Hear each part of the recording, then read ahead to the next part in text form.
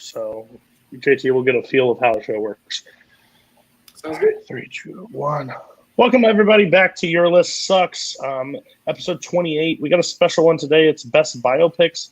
And I have some 2 annoying people, and then I have 2 schmodown people. So this should be a fun, interesting night, Paul. I'm excited to see how everybody interacts with each other. Biopics is a topic that I really like. I think it's interesting when they're done well, except when Boatman puts like Bohemian Rhapsody as number 1. But we'll find out shortly on that one. Barr, you're here tonight. Yep. You've been on the show for like 7 episodes in a row. I don't know if people just don't like to be on or you just like punishment, but do you think you're going to have the best list tonight, or do you think your list is actually going to suck? I think there's one that you're going to think is in the wrong spot. However, I'm personally very happy with my list. I don't care what the internet has to say. I'm very happy with it. Yeah, we'll see how many 1940 movies show up on your list tonight. Next, we're going to go to Boatman. You're the youngest. You have really terrible taste most times because you're actually like an 85-year-old man. But how do you feel like you're going to do tonight? And how was it hard cutting down 100 years of cinema? Well, as everyone knows, I am a 12-year-old who is also a time traveler, so I have lived all the years of cinema. But no, it was tough because I actually like a lot of biopics. I think you're going to be mad at me for having a few movies too low, but we will see. And next we have, as of this recording still, the Trivia Schmodown champion, movie Trivia Schmodown champion, Paul Oyama. Paul, do you think, you normally have a bunch of pretentious takes that people, I can't hate on them because I haven't seen them. So that's the idea. Yeah. I got to just pick stuff you haven't seen so you can't criticize it. That's a smart choice, and send it to me 12 hours before shoot. So that is exactly what happened. No, I'm excited. I love biopics. I rewatched a bunch of stuff for this and watched some stuff for the first time, and I tried to make my list a little interesting. There's probably some omissions that people might be upset about, but there's a reason for all of that, and we'll see what everyone else thinks. It's like putting spinners in opponent's choice on the wheel. No champion would ever do that, ever. You disrespectful. And next, he put on Twitter that, hey, I want to like do some more stuff with other people on YouTube, and I reached out to him with everybody else in the family. So they're like, oh, JT's available. Got to get him on. You said biopics, so are you excited to be on the show? Do you think you have some hot takes on your list, or do you think you have the correct movie into play? I don't know if I have any hot takes. I love biopics. I'm a little bit of a history buff, so anytime I can trick myself to think I'm learning something and not just watching a movie, like I'm not going to learn a lot watching 300, but I'll learn something watching Lincoln. They're two very different movies. So yeah, I don't think I have any hot takes, but I will say this. I didn't make my list what I think should be like the Mount Rushmore of biopics. These are more my personal choice movies that I just love and I rewatch over and over. So these aren't the ones I'm going to say these have to be the top 10, but these are the ones for me I just love going back to, revisiting, and I actually just got a lot out of. And that means you may be under fire tonight, but that's all right. People's personal opinions come in all the time. That's called Barr's strategy number 1, and he doesn't normally end at the bottom. So we're going to start with Paul. Never have. Paul, you've been on the show before. Give us your 10, 9, 8. If anybody has their movie higher in the 7 through 1 range, please say that you have it higher or yikes it. All right, go ahead, Paul. So my number 10 is a movie I love a lot, but it's also kind of a stand-in for – there's a few movies about this person, and I kind of love all of them. But the one I chose is At Eternity's Gate, which is the 2018 biopic about Vincent van Gogh starring Willem Dafoe. I love that this movie feels like it was kind of made by Van Gogh, and it's kind of through his own vision, and I love that about it. And it's ode to art. I think it's really beautiful. But yeah, that's my number 10. My number 9 is probably the oldest movie on any list. That'd be 1928's The Passion of Joan of Arc, which is Carl Theodor Dreyer's silent masterpiece. Maria Falconetti gives, I think, one of the great performances of film history. I think it's an incredible and moving film that I think people should still see. I think it's very watchable for a silent movie, but I think, yeah, it's an important piece of film history. I think it's great. And speaking of important piece of film history, my number 8 is a little movie called Lawrence of Arabia. No one else? No, anyone? No? All right. You have the Criterion channel? I Basically. unsubscribed 2 months ago because I couldn't afford it. But yeah, I mean, not much else original to say about Lawrence of Arabia. It's one of my favorite movies of all time. I have it a little lower just because I think other movies get more into the character themselves a little bit more. But I mean, I think it's the best shot movie ever. And I think that, yeah, the exploration of kind of Lawrence as this figure in the movement and less of him as a person and more of what he represents, I think it's amazing. So, yeah, not original, but Lawrence of Arabia is kind of good. All right, yeah. At Eternity's Gate, I actually saw this. I think this is a very good pick. It's number 10. So again, I didn't love the movie, but I thought it was good. I'm not the biggest art fan, I have to admit, but his eyes get it. Number 9, I'm going to do you a real quick favor. I'm just going to skip over because I looked on how to watch this movie, and it said you have to get this thing attached with Amazon Prime, or it could pay it for $19.95. Yeah, not going to happen either way. Like Spanish subtitles, but yeah. Oh, okay, cool. No. And then we'll go to 8. Lawrence of yeah, that's a good choice. When I was searching this topic when we came up with it, I expected maybe some people to have it a little higher on their list, actually. Especially Barr. His favorite year was like the 60s of movies, so you know. It is a great decade. But yeah, yours is fine. I can't really hate much of it because hell, you're 9 I haven't seen, and Lawrence of Arabia I've seen once. So we're gonna go to Boatman. Give it to us, fellow. All right, my number 10 is the Jim Carrey classic Man on the Moon. My number 9 is Vice. Oh. And my number 8 is Raging Bull. I have that at 10. You have Raging Bull at 10? Yes. Okay, we'll talk about your 10, 9, and then you both will talk about Raging Bull at them. I have Raging Bull a bit higher. Oh, you have it higher. Cool. Then go ahead. We'll spend plenty of time on Vice when we. Okay. Yeah, Man on the Moon. Jim Carrey's great in it. It had Reese Witherspoon's great. Oh, wrong movie. Sorry, my bad. Man in the Moon. You don't get to talk to 10, 9, 8. Stop it. I think Jim Carrey's fantastic as Andy Kaufman. I think Paul Giamatti is really underrated in this movie, and I just really like it. I think it gets very funny, but also like captures the spirit of Andy Kaufman a lot. My number 9, look, I get it. I think there's a lot of this movie that people didn't really appreciate on first viewing. I really like the style. I like a lot of the different things that are handled in this movie. I like the kind of fake out where they fake the credits and then they come back in. I just like the style of it. Okay, Man on the Moon. I think Koho said, please, I'm not on this episode. Can you please put Jim Carrey, Man on the Moon on there? Because he likes this movie a lot. This movie's fine. Top 10, okay. The problem I have is that you put this at 10 and then you jumped it with Vice and then put it there.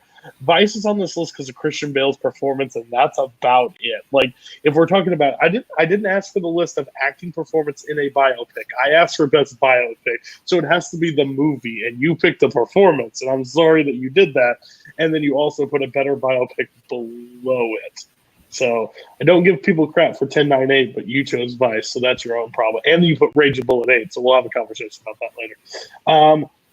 We're going to go JTE next. Start with your 10, 9, 8. 10, 9, and 8. So just make sure I have my list up here so I don't forget. Number 10 for me is Serpico. Again, as you talk about Vice, where that movie is very flashy, very directed, this is not that kind of movie. It's very much Al Pacino in every single scene. It covers the few years of him being in the force. And for me, biopics are really about the actor becoming the character and embodying that character. And Pacino spent time with Serpico, and that story, I think, is so interesting, especially something that takes place in the 70s. Sidney Lumet directed it. He was one of the best directors of the 70s and 80s. Oh, yeah. And for me, just Pacino, when I watch a biopic, I want to almost feel like I'm living in their shoes. And I felt like I was with every trial and tribulation with Pacino throughout Serpico, I think it's one of his best performances. Maybe not one of the best movies, but one of his best performances of just really becoming somebody different. And again, this is before Pacino was Pacino. This is like, it's after Godfather, and this is a very different role than Godfather. So number 10 for me is Serpico. Give us your name. Number 9, this guy mentioned it earlier, Walk the Line. Now, there's a lot of musical biopics, and I think some of this comes down to what kind of music you like a little bit. Some people might say Ray. Ray came out the year before this and won a bunch of Oscars, but I'll take Walk the Line over Ray overall. Even though I think Jamie Foxx did give an Oscar-worthy performance, I think James Mangold, who's now one of the best directors working, in my opinion, I thought Ford vs. Ferrari was fantastic. Logan was fantastic. He just gives this movie a style, almost like an old-school style. And again, Reese Witherspoon, Joaquin Phoenix sang his own songs, and they're fantastic. Johnny Cash is not something that's easily replicated, especially his voice when it comes to singing. And I just think Joaquin Phoenix really became Johnny Cash. Like when I think of Johnny Cash, I think of him, then I think of Joaquin Phoenix. It's kind of weird to say, but it's true. So that's my number 9. And my number 8, speaking of Christian Bale, The Fighter. This is the movie where Christian Bale showed me he can take it to another gear. I liked him in his other films. Of course, he's great in the Batmans and all this other stuff, American Psycho. But watching him in The Fighter, and almost I'm a boxing fan, so I knew this story. And even though I knew this story, what was going to happen, I was still fully invested. I think Mark Wahlberg, Amy Adams, all give fantastic performances. I think her name is Melissa Leo. Melissa Leo. Leo, yes. She's fantastic as the mother in this film. And for me, as a boxing fan, for someone who's seen so many boxing movies, and I'll mention an even better biopic that's a boxing movie later, but this movie brought something a little bit different, fresh, and it did what boxing movies should do, make it about the actual character more than the actual boxing. Yes, we've lost somebody, but hopefully they return. Serpico, I've seen this. I just saw this movie 2 years ago, I think, when I first entered this film community. I was going through Pacino's filmography. This movie, it didn't stick with me, but I definitely enjoyed the story of it. I honestly, when you sent me your list, I was like, "Oh, you're 100% right." It didn't cross my mind when I first thought biopics. So yeah, Andrew missed. So you're number 9. Couldn't agree more with you. I love Walk the Line. I love Ray too, but I honestly love Walk the Line more, and I think it's because I like Johnny Cash's music, and I think it just overall that acting performance and Reese Witherspoon and just. You pretty much see the rise and fall of Cash, and they could have, brushed over the stuff, but they actually attacked it. And I think Joaquin Phoenix is a fantastic actor and did the perfect job. The scene where he sings, I see the train a coming, like that scene where he's recording, the guy tells him to sing something from your soul. It's one of the best musical biopic moments in any music biopic. Yeah, and then there's substance abuse and stuff like that he goes through. It's a fantastic movie. And then your 8. The Fighter. It's one also that I don't think of right away when I think of biopic, but this is the movie. I remember people talking about it. His Christian Bale's performance outshines everything in this movie. It's just amazing. I even made a comment when I first watched it. I think they look for the most brash, angry woman of Boston ever to be in this movie because they all just look so angry and so mean and so it's fantastic. And I think Mark Wahlberg is one of his best performances in this, playing alongside Christian Bale. It is one I go back to at least once a year. I think it's an amazing boxing movie with a great story. I might watch it after this taping. Yeah, sounds like a good one. Okay, pause. We had Bob. So my internet literally just went out at my place. Sweet. Yeah. So I guess can Koho do your list? No, that would be awkward. I will argue Barr's picks because I like Barr's list a lot. Honestly. I mean, if it comes back, we'll throw you back in. If he gets back on, you can. Or because are you working on cellular? Are you on your cellular right now? I'm on my phone. Yeah, that's gonna last for a short bit. Yikes. No, my phone's fully charged. No, I meant data wise. Yeah, that's killing your data. That's like killing your data plan, I feel like. You have unlimited? Well, yeah. Take over for me for a little bit, Koho. Okay, he can at least do your 1098. We got time to go through 7. I'll do your 1098, and then we'll see what we can do from there. Cool. Sorry about Okay. this, guys. You're good. Literally, You can't do anything about it. yeah. Just put me in the green room from now, and I'll. If he swaps over, just pay attention. I will be watching them. So, I don't know how I'm going to edit this, but we'll do some stylized cuts then. Put his picture over your face and just talk. I'm literally going to ask Brian for the GIF of Barr and put it over me. Anyway. I'm not Andrew Barr, but I'm here. Hi. Yeah, life found a way for you to get on the show. So, can you give us Barr's 1098 and see if the show doesn't run right off the rails? Absolutely. All right. So, is number 10 Raging Bull, which got yikes. So we'll wait on that. Disgusting. Okay. Cool. Number 9 is Malcolm X. Yikes. Wonderful. And number 8. I've never heard of this. Yankee Doodle Dandy. Guys, when it comes to Yankee Doodle Dandy, this is a movie called Yankee Doodle Dandy. I actually don't know what this one is, but I'm gonna check real quick to make sure that Barr can help me out. Wow. It's James Cagney. This movie is about thank you, Paul. George Cohen, I believe. Yes, George Cohen. Yeah, it's he is a musical composer, playwright, actor, dancer, singer, blah blah blah. Oh, then of course this is on Barr's list. It's like it's from the 40s. It's kind of musical. Of course this is on his list. I'm surprised he didn't find a way to figure out how to put Wizard of Oz on here. But yeah, like it sounds like fun. Sweet. I'm glad we get a full round before we have to bring you back. This is fantastic. Raging Bull. I can't talk about anything besides Yankee. Wow, this is rough. We're moving along. We're gonna go to Paul for your 7 through 4, one at a time. Yeah. So my number 7 is from my favorite movie year of all time. It is one of my favorite films of that year.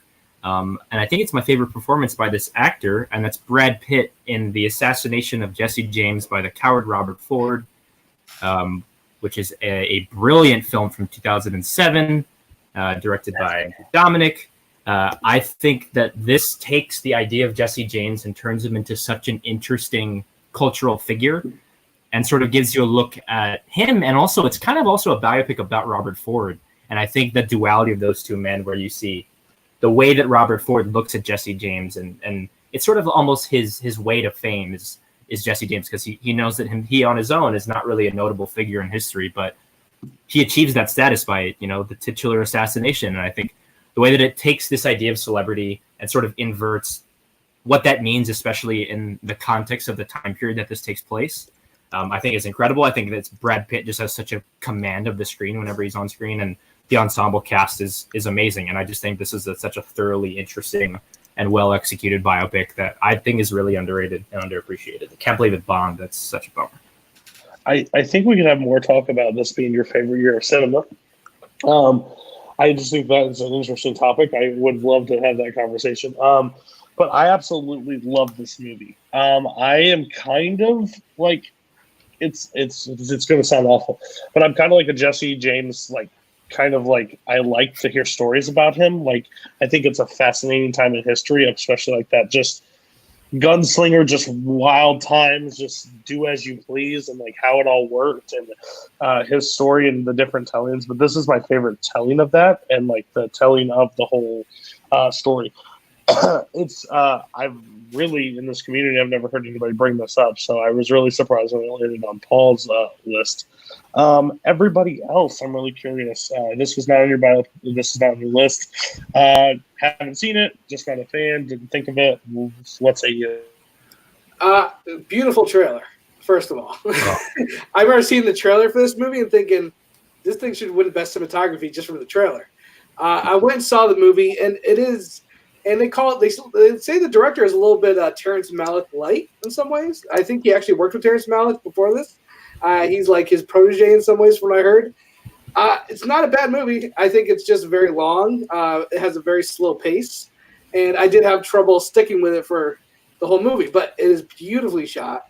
Brad Pitt's performance is good, and Casey Affleck, I think, is fantastic in it.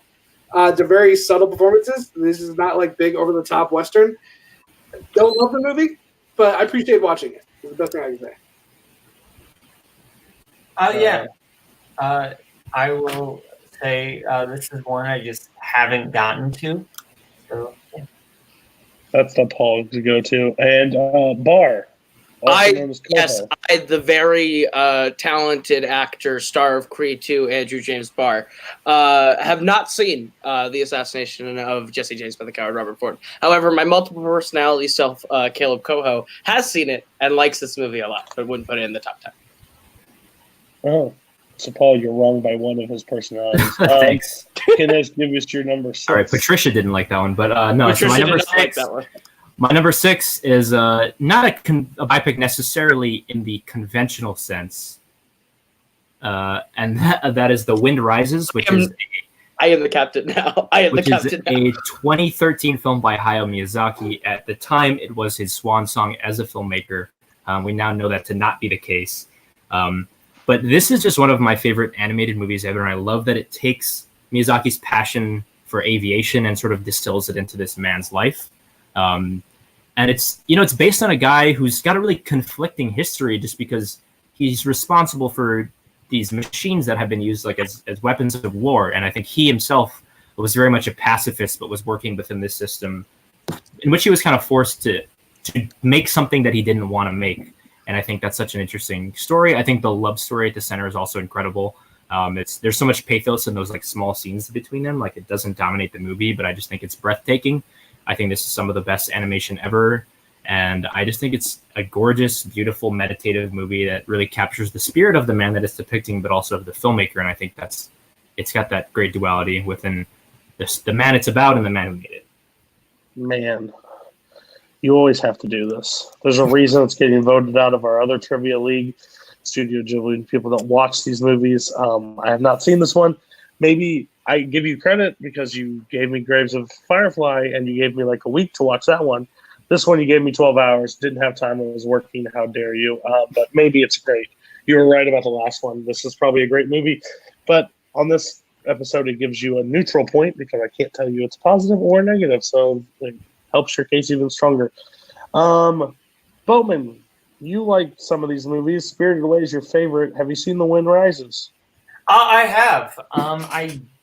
This isn't like top tier Miyazaki for me, but like definitely mid tier. It's a good movie. So I enjoy Wind Rises a bit. John Krasinski, Emily Blunt. Yeah. JTE or Barr / Koho? I missed this one. Was this our before or after Ponyo? 2013, so after. It was the last movie he's done, yeah. I've seen almost all his films up to Ponyo, and I just haven't caught up with Ponyo or this one. And I know he's got another one coming, so I just haven't seen it. Here. Andrew Barr says he hasn't seen it. Kaleb Koho says this is his favorite of the 3 Ghibli movies he's seen, and I like it a lot. And I didn't know it was a biopic, so that's cool. Yeah, Jiro is a real man. I did not know that. That makes it better, actually. All right, give us your 5. All right, so my number 5 is a movie I rewatched for this list. It's another Brad Pitt movie. It's 2011's Moneyball. This is one of my favorite sports films ever. I am a huge baseball fan, and I think the story of Billy Beane and the Moneyball A's was something that was just waiting to be put to film, and I'm so glad that it was this creative team that sort of assembled it. Like just some of the scenes I think just stick in my mind so heavily when Billy Beane's sitting in the Coliseum by himself listening to the game on the radio. I think the way that you see him express sort of a lot of these complex different emotions rushing through him in such a simple way is incredible. I think the relationship with his daughter is some of the best stuff in the movie. I always tear up at the end when his daughter sends him the tape of her singing Enjoy the Show. And I just think it's incredibly executed. The trade deadline scene's amazing. And it's a great movie, and it's about sort of baseball stats and data, which is kind of a crazy thing to make a really interesting movie about. But I think it's one of the great biopics and one of the great sports movies of all time. Koho, correct me if I'm wrong. No one else had this on my list, right? Okay. So I would say probably I'm the biggest baseball fan probably on the call. Me and Paul will go hand in hand probably in that. And the biggest problem with this movie that I've always had is Moneyball is such a great story, but they lie to your flippin' faces so bad in this movie. They had three of the Barry Zito and they had three aces on their pitching staff to help them get 20 wins. They don't tell you any of that. They don't tell you about the amazing pitching, but the overall story is fantastic. Like when he walks in and he's like, "I traded you," and he's like, "You're starting Haniger at first base." No, I'm not. I'm starting him. Yeah. No, you're not. I just traded him. You did what? I can't coach. I can't coach you. And like he sits there in I think the scouting room is one of the best one of the best scenes where he's basically when he's doing this when they're talking about this guy's got an ugly girlfriend and all that stuff. Yeah. He's like, we're not going to replace these three. Or is there any chance to replace them? No, there's not. So let's stop. Let's change everything we're doing. I just think it's a great thing. It was the big change of baseball. Baseball switched at that time frame, and not everybody plays Moneyball, but they started paying attention to analytics and stuff that matters. And baseball evolved at that point instead of. So I find the story fascinating. It is literally in my top 5 sports movie, baseball movies especially, but top 5 sports probably. I think the story is fantastic. Especially Billy Beane going from a player to the GM and not realizing what the pressure that they put on a person and can't live up to the hype. Moneyball. What say you guys? What do you guys think about Moneyball? JT, you can go first. I love this movie. I struggled not putting it on my list.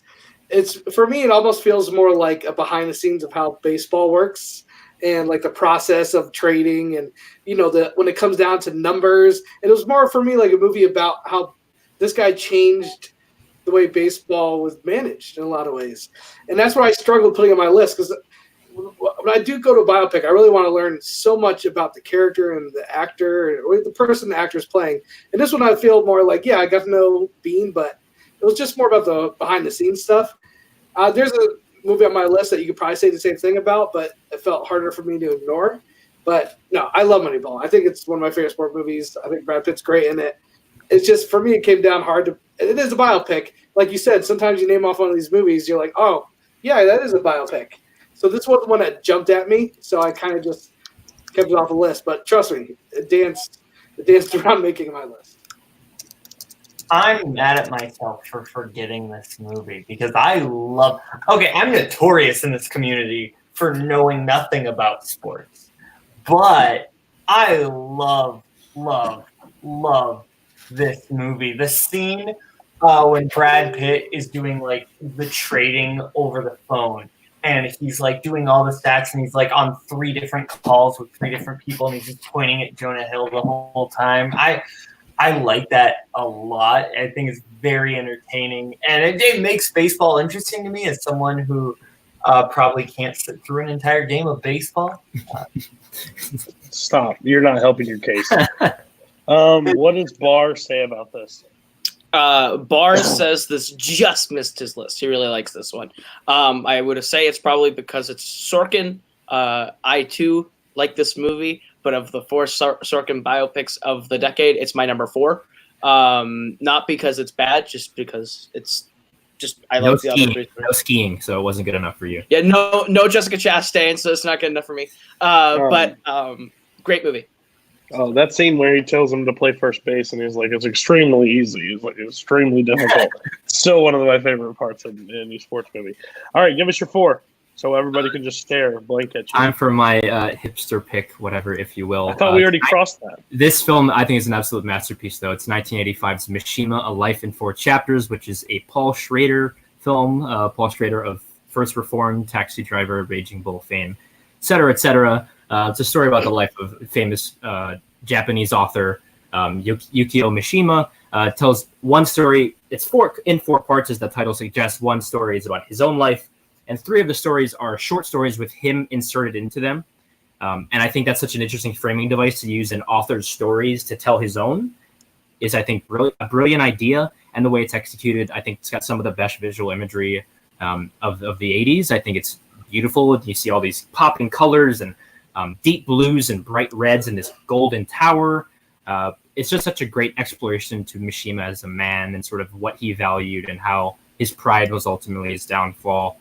And I know it's not a very well-seen movie, but I think this is an incredible movie, owned on Criterion Collection. And this is, it's just fantastic, narrated by Roy Scheider. It's just great stuff, and I would highly recommend anyone that's interested in literature or just interesting figures that have sort of conflicting views on stuff to check this out. It's really great. So when I looked this up, I had two options. I could rent it for $3.99 or pay $30 for it on Amazon. I didn't do either, but I will check it out. Thank you for sending it so late. I tried when everybody sends me the list. I try with their top fours. I try to at least see them if I haven't. There's no chance to see this one at this time, but it sounds interesting enough. I will definitely check it out. I like biopics, so can't hate your choice for it. I just can't give you any feedback. Barr doesn't even have to answer this. I'm pretty sure he hasn't seen this. Boatman, have you seen this? I have not.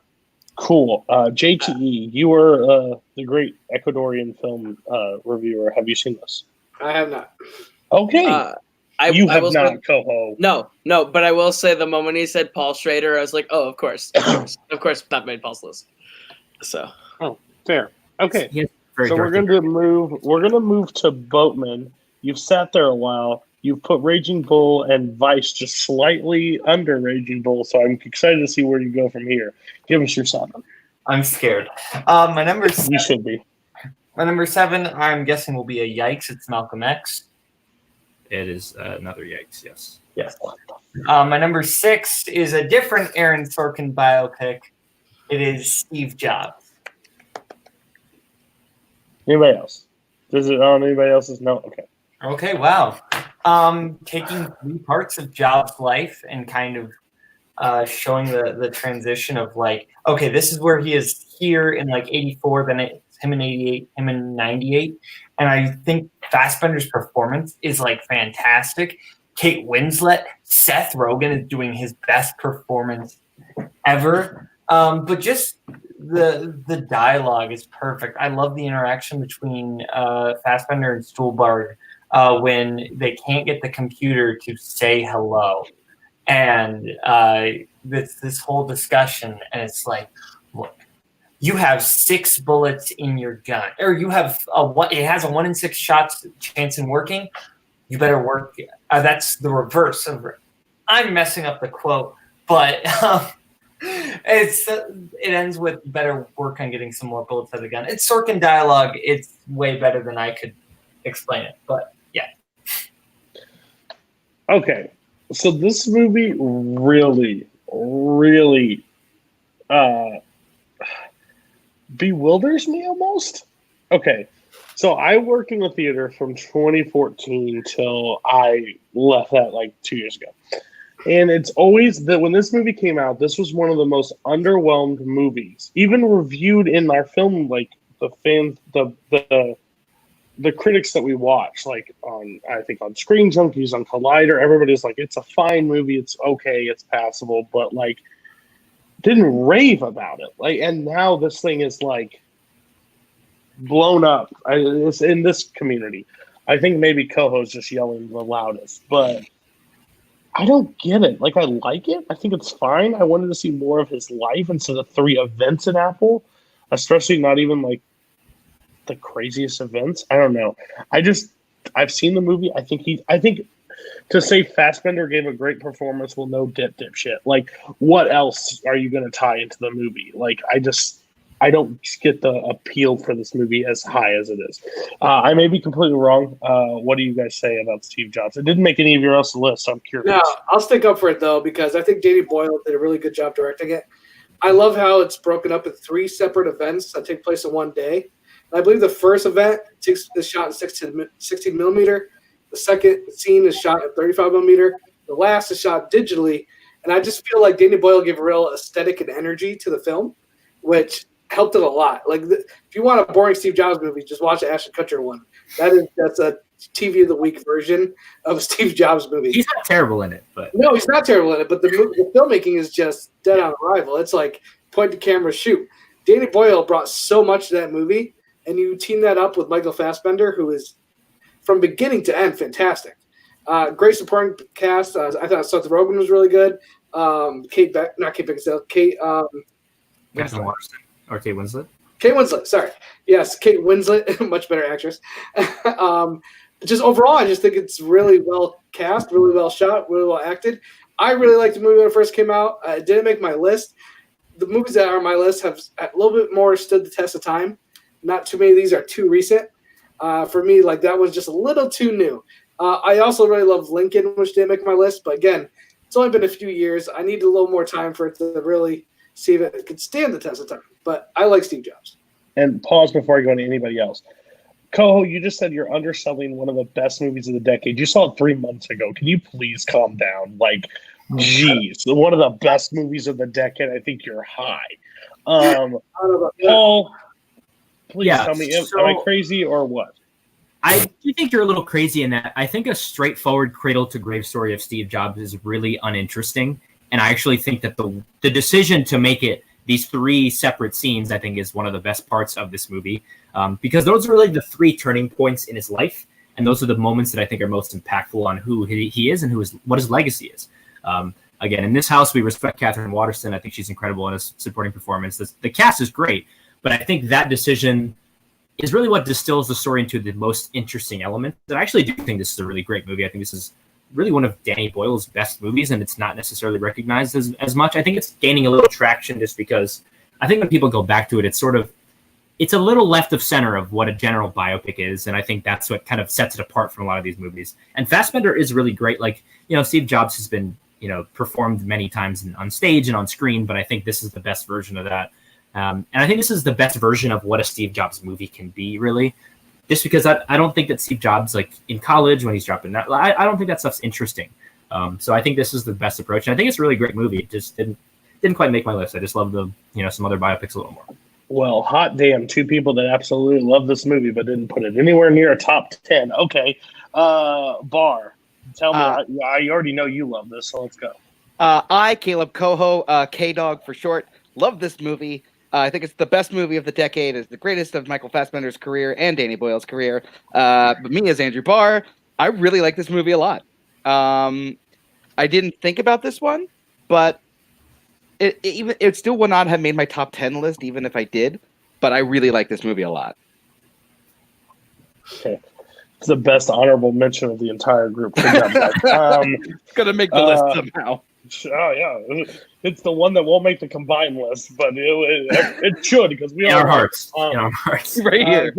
Give us your 5 vote. I'm excited to see what you put above this masterpiece. My number 5 is Scorsese's The Aviator. Okay.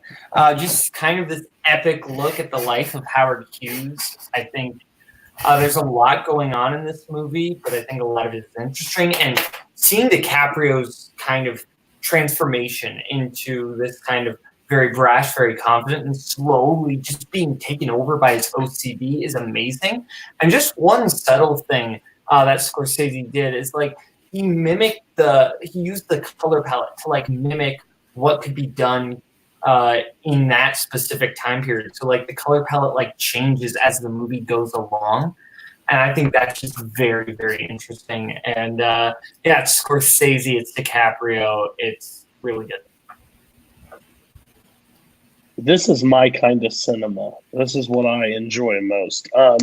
No, when I first watched this movie, I wasn't a big fan of it. I think there's a turning point in Leo's career, and this was around that time that I found him still a little whiny at times. But then on rewatches, I absolutely love this movie. It's in my top 10 of Scorsese. I think the story is very interesting. I love everything you explained. I'm really confused by the order of your list. We'll get to it at the end, but this is like the most confusing list I've ever seen in my life. It's just like here and then here. Like I don't know if you ever had a method to it, but I like The Aviator. 5, maybe a little high, but sure. Everybody on The Aviator. No one else had it, so who cares? I'm going to be real quick. I have been meaning to see this movie. I just haven't gotten to it yet. I think it's on Netflix. If it came out in 1941, you would have watched it. Okay. I'll go Like next. Andy? Jesus. I'll go next. It's No Rules Don't Apply. No, I'm kidding. I think this is great. It might sound a little crazy. I think this is the best Leo performance. I think it encapsulates the most levels of what make him a great actor. And I think it's sort of the most authentic that he feels in any movie, really.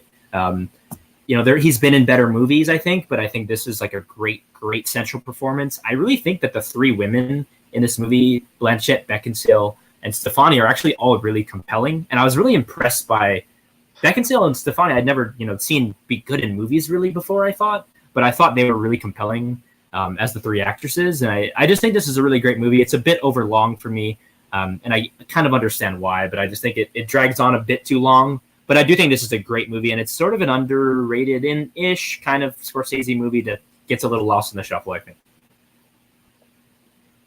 Yeah, you said crazy take. I agree.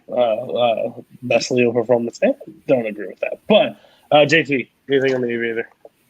Yeah, I mean, it's a good movie. There's not much to say bad about it, but I guess it just doesn't have as much rewatchability for me. I've seen it twice, I believe. I saw it in theaters. I definitely revisited it on Blu-ray and not too long ago, maybe like a year and a half ago, 2 years ago. It's still like a really solid, from beginning to end, biopic. Leo is great in it. Kate Blanchett, I think, is really good in it too. But for some reason, I just don't have that desire to go back and rewatch it that much. But that's not taking anything away from the movie. That's just me personally. It just doesn't have that rewatchable factor. All right, Boat. Give us your 4. My number 4 is a different Leonardo DiCaprio biopic. It is my favorite Spielberg movie, Catch Me If You Can. No one else? Okay. Okay, the true story of Frank Abagnale Jr. I like movies about con artists, and I really like the dynamic in this one. DiCaprio and Hanks just like back and forth because they're both kind of this game of cat and mouse, and all the scenes in which they're interacting is great, and just the little intricacies of how DiCaprio is making these fraudulent checks and posing as a lawyer, as a pilot, as a doctor.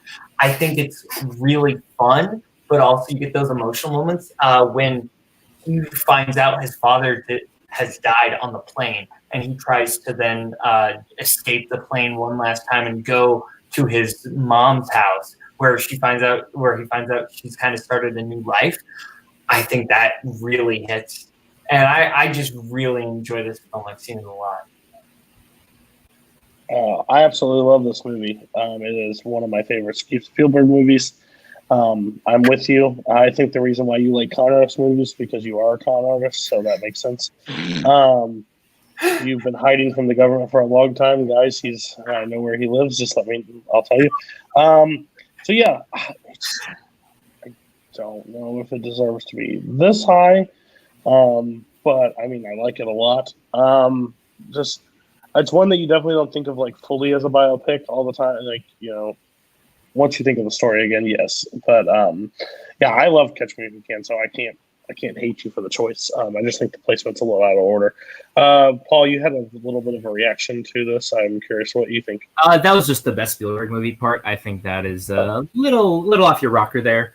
Look, we get it. You're a comic book fan just because his character's name is Barry Allen. You have to try to find a way to get that into this list. But, I think this is good. It's never been one that really captured me the way it has other people.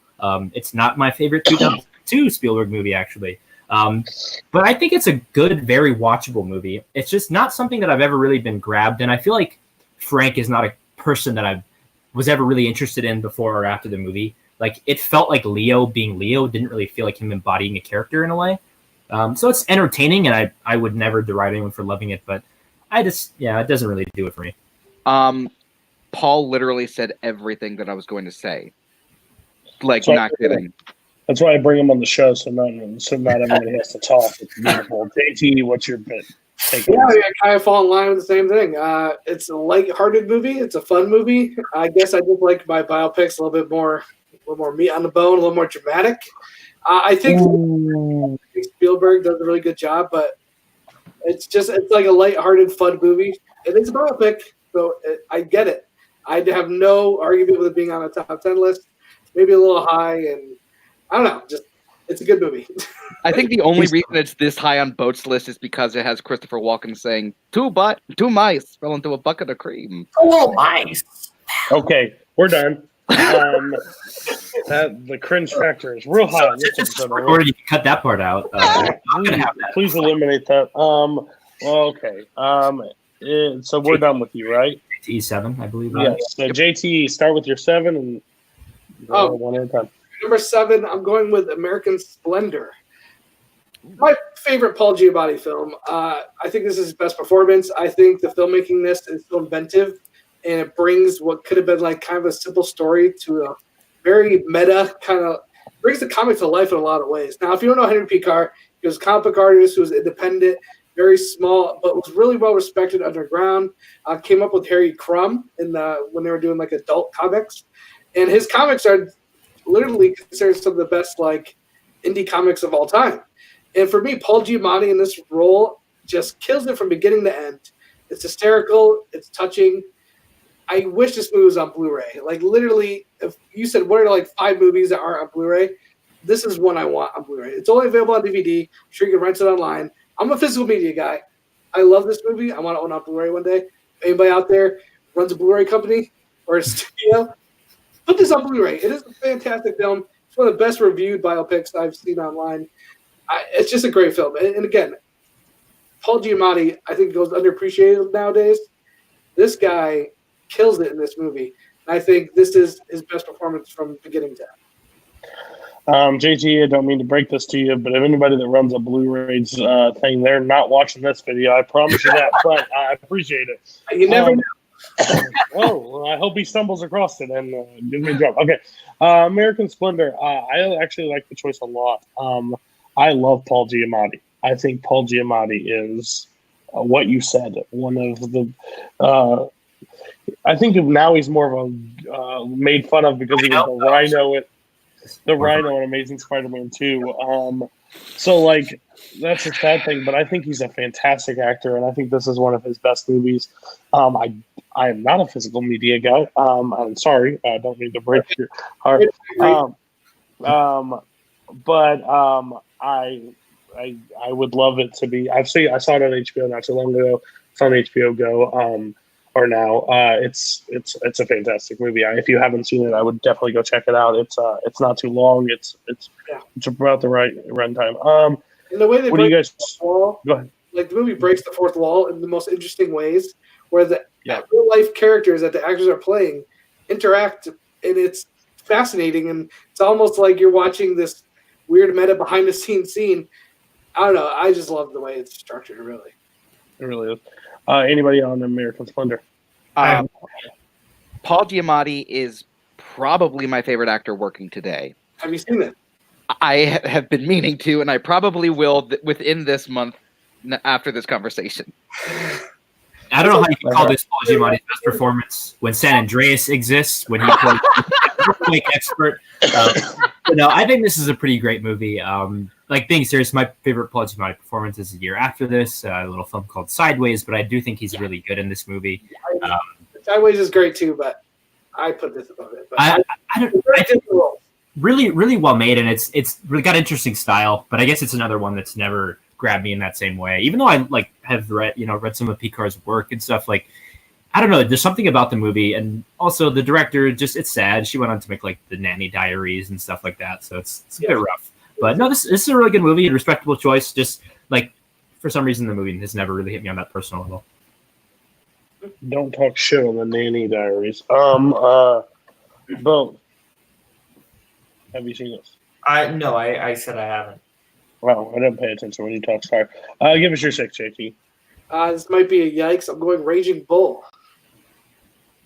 Really? No, wow. We finally get to talk about it now. I felt bad for putting it this low, but I guess I'm okay with that.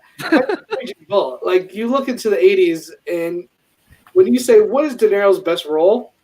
95% of people are going to point to this movie. He might have had more fun roles. I mean, I love him in Goodfellas and some other films, but from beginning to end, what he is able to do without doing a lot. Like, this is not a role where he speaks or talks a whole bunch or is just like, doing some mafia type guy. Everything he does in this movie is just underlining.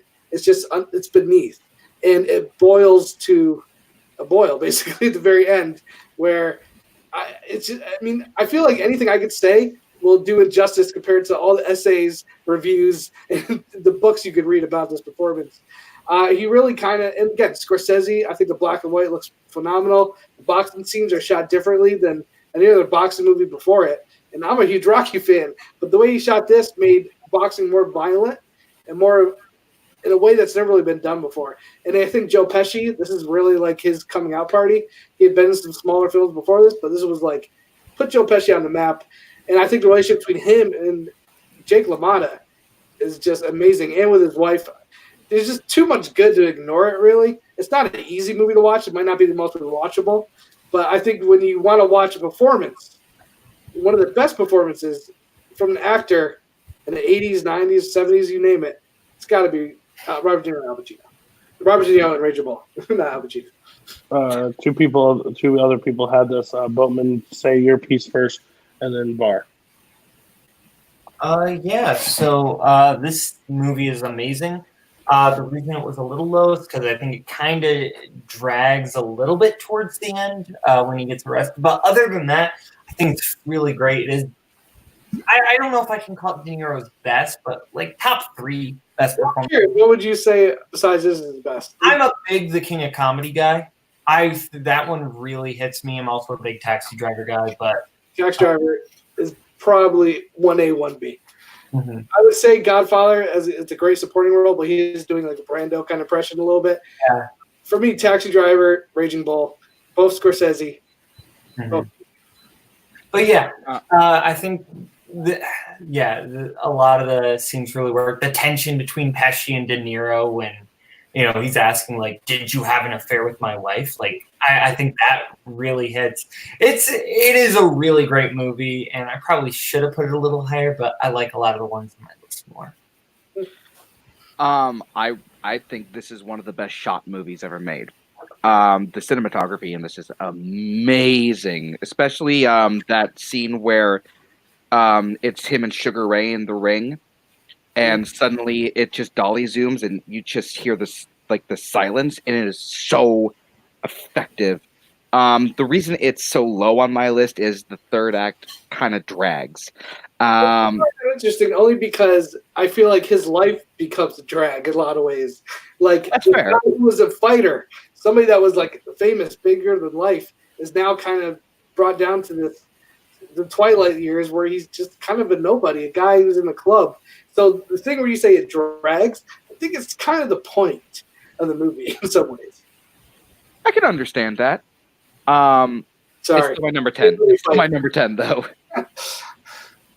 Koho, if you want to put up the year on trial graphic when I go to speak about this, because I did not have this on my list. But I get to talk first, so nice try.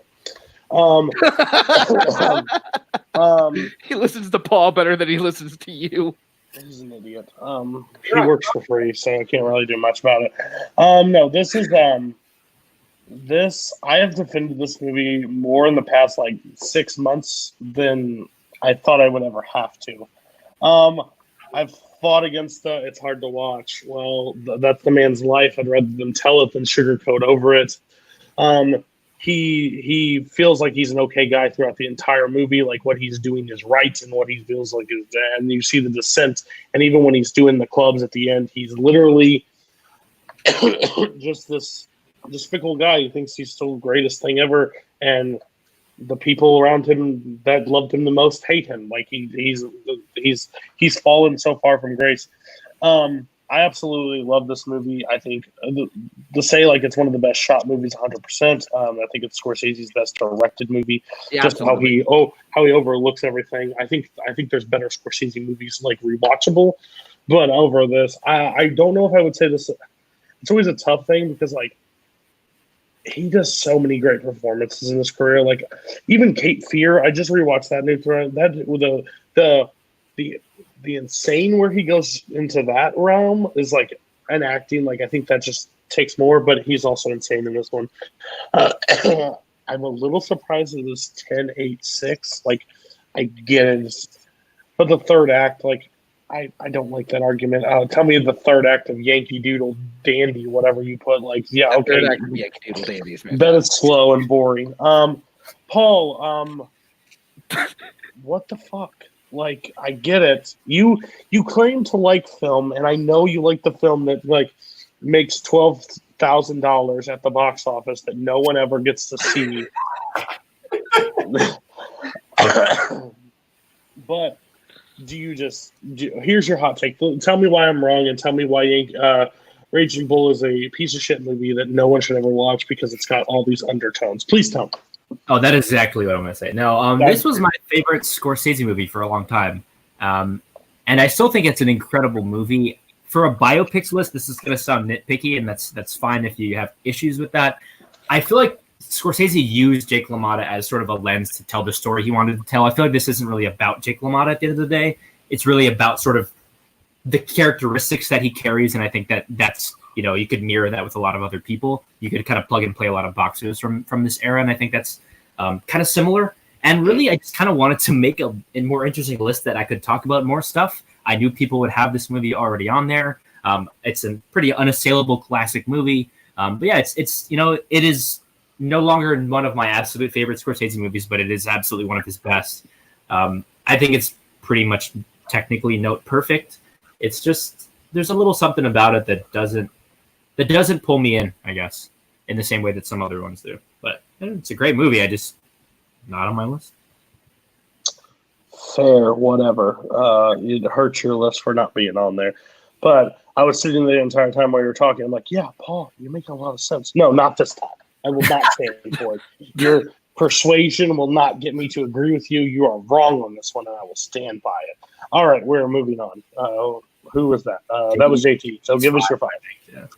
Number 5. This was a tough one for me to put on here because not all these movies are exactly 100% correct, historically correct. But to me, I'm going to let that slide, and I had to go with The Social Network. Yikes. Same spot. Okay, so it's yikes. It's at least out of the top 4. All right, in the top 3. So we will wait to talk about that one. I'll let my cards. That's a good pick. Okay, go to your number 4. Number 4, another movie that is not historically accurate, but cannot be ignored. I think it's one of the best films of the decade it came out in. That is Amadeus. Yikes. All right. Okay, we're one way. So Barr, give us. You get to actually talk this time about your list. Give us your 7 through 4. My number 7, you may as well get Koho in here because my number 7 is Rocketman. Yes, God, yes. You can slap the recency label on me all you want, but I love this movie because I am an Elton John shill. But also, I think what this movie does that I really, really like and really connects to is not only are the performances absolutely fantastic, but also it takes what people have been slapping it as a traditional biopic, but it adds a lot of other elements to it, especially the fantastical elements, which I really, really liked.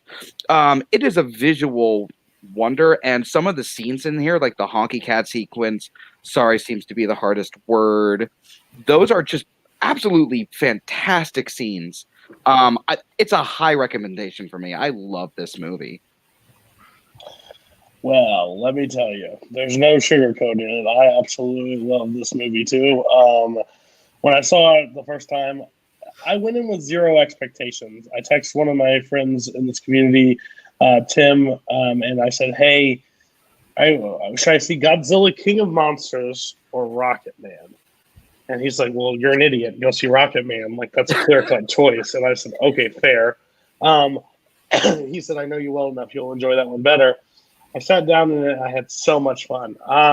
This movie, yes, it has a douche manager. It has, he starts really strong, falls down, and then gets back up. Like, we get all the classic tropes.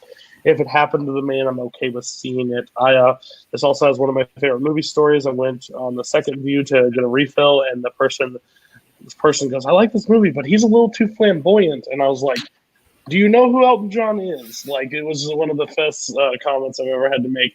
I think, personally, as myself, everything aside, I think it's fine to be on your list. It is a little high, especially what you put underneath it. But I absolutely love Rocketman, so that's especially recency bias.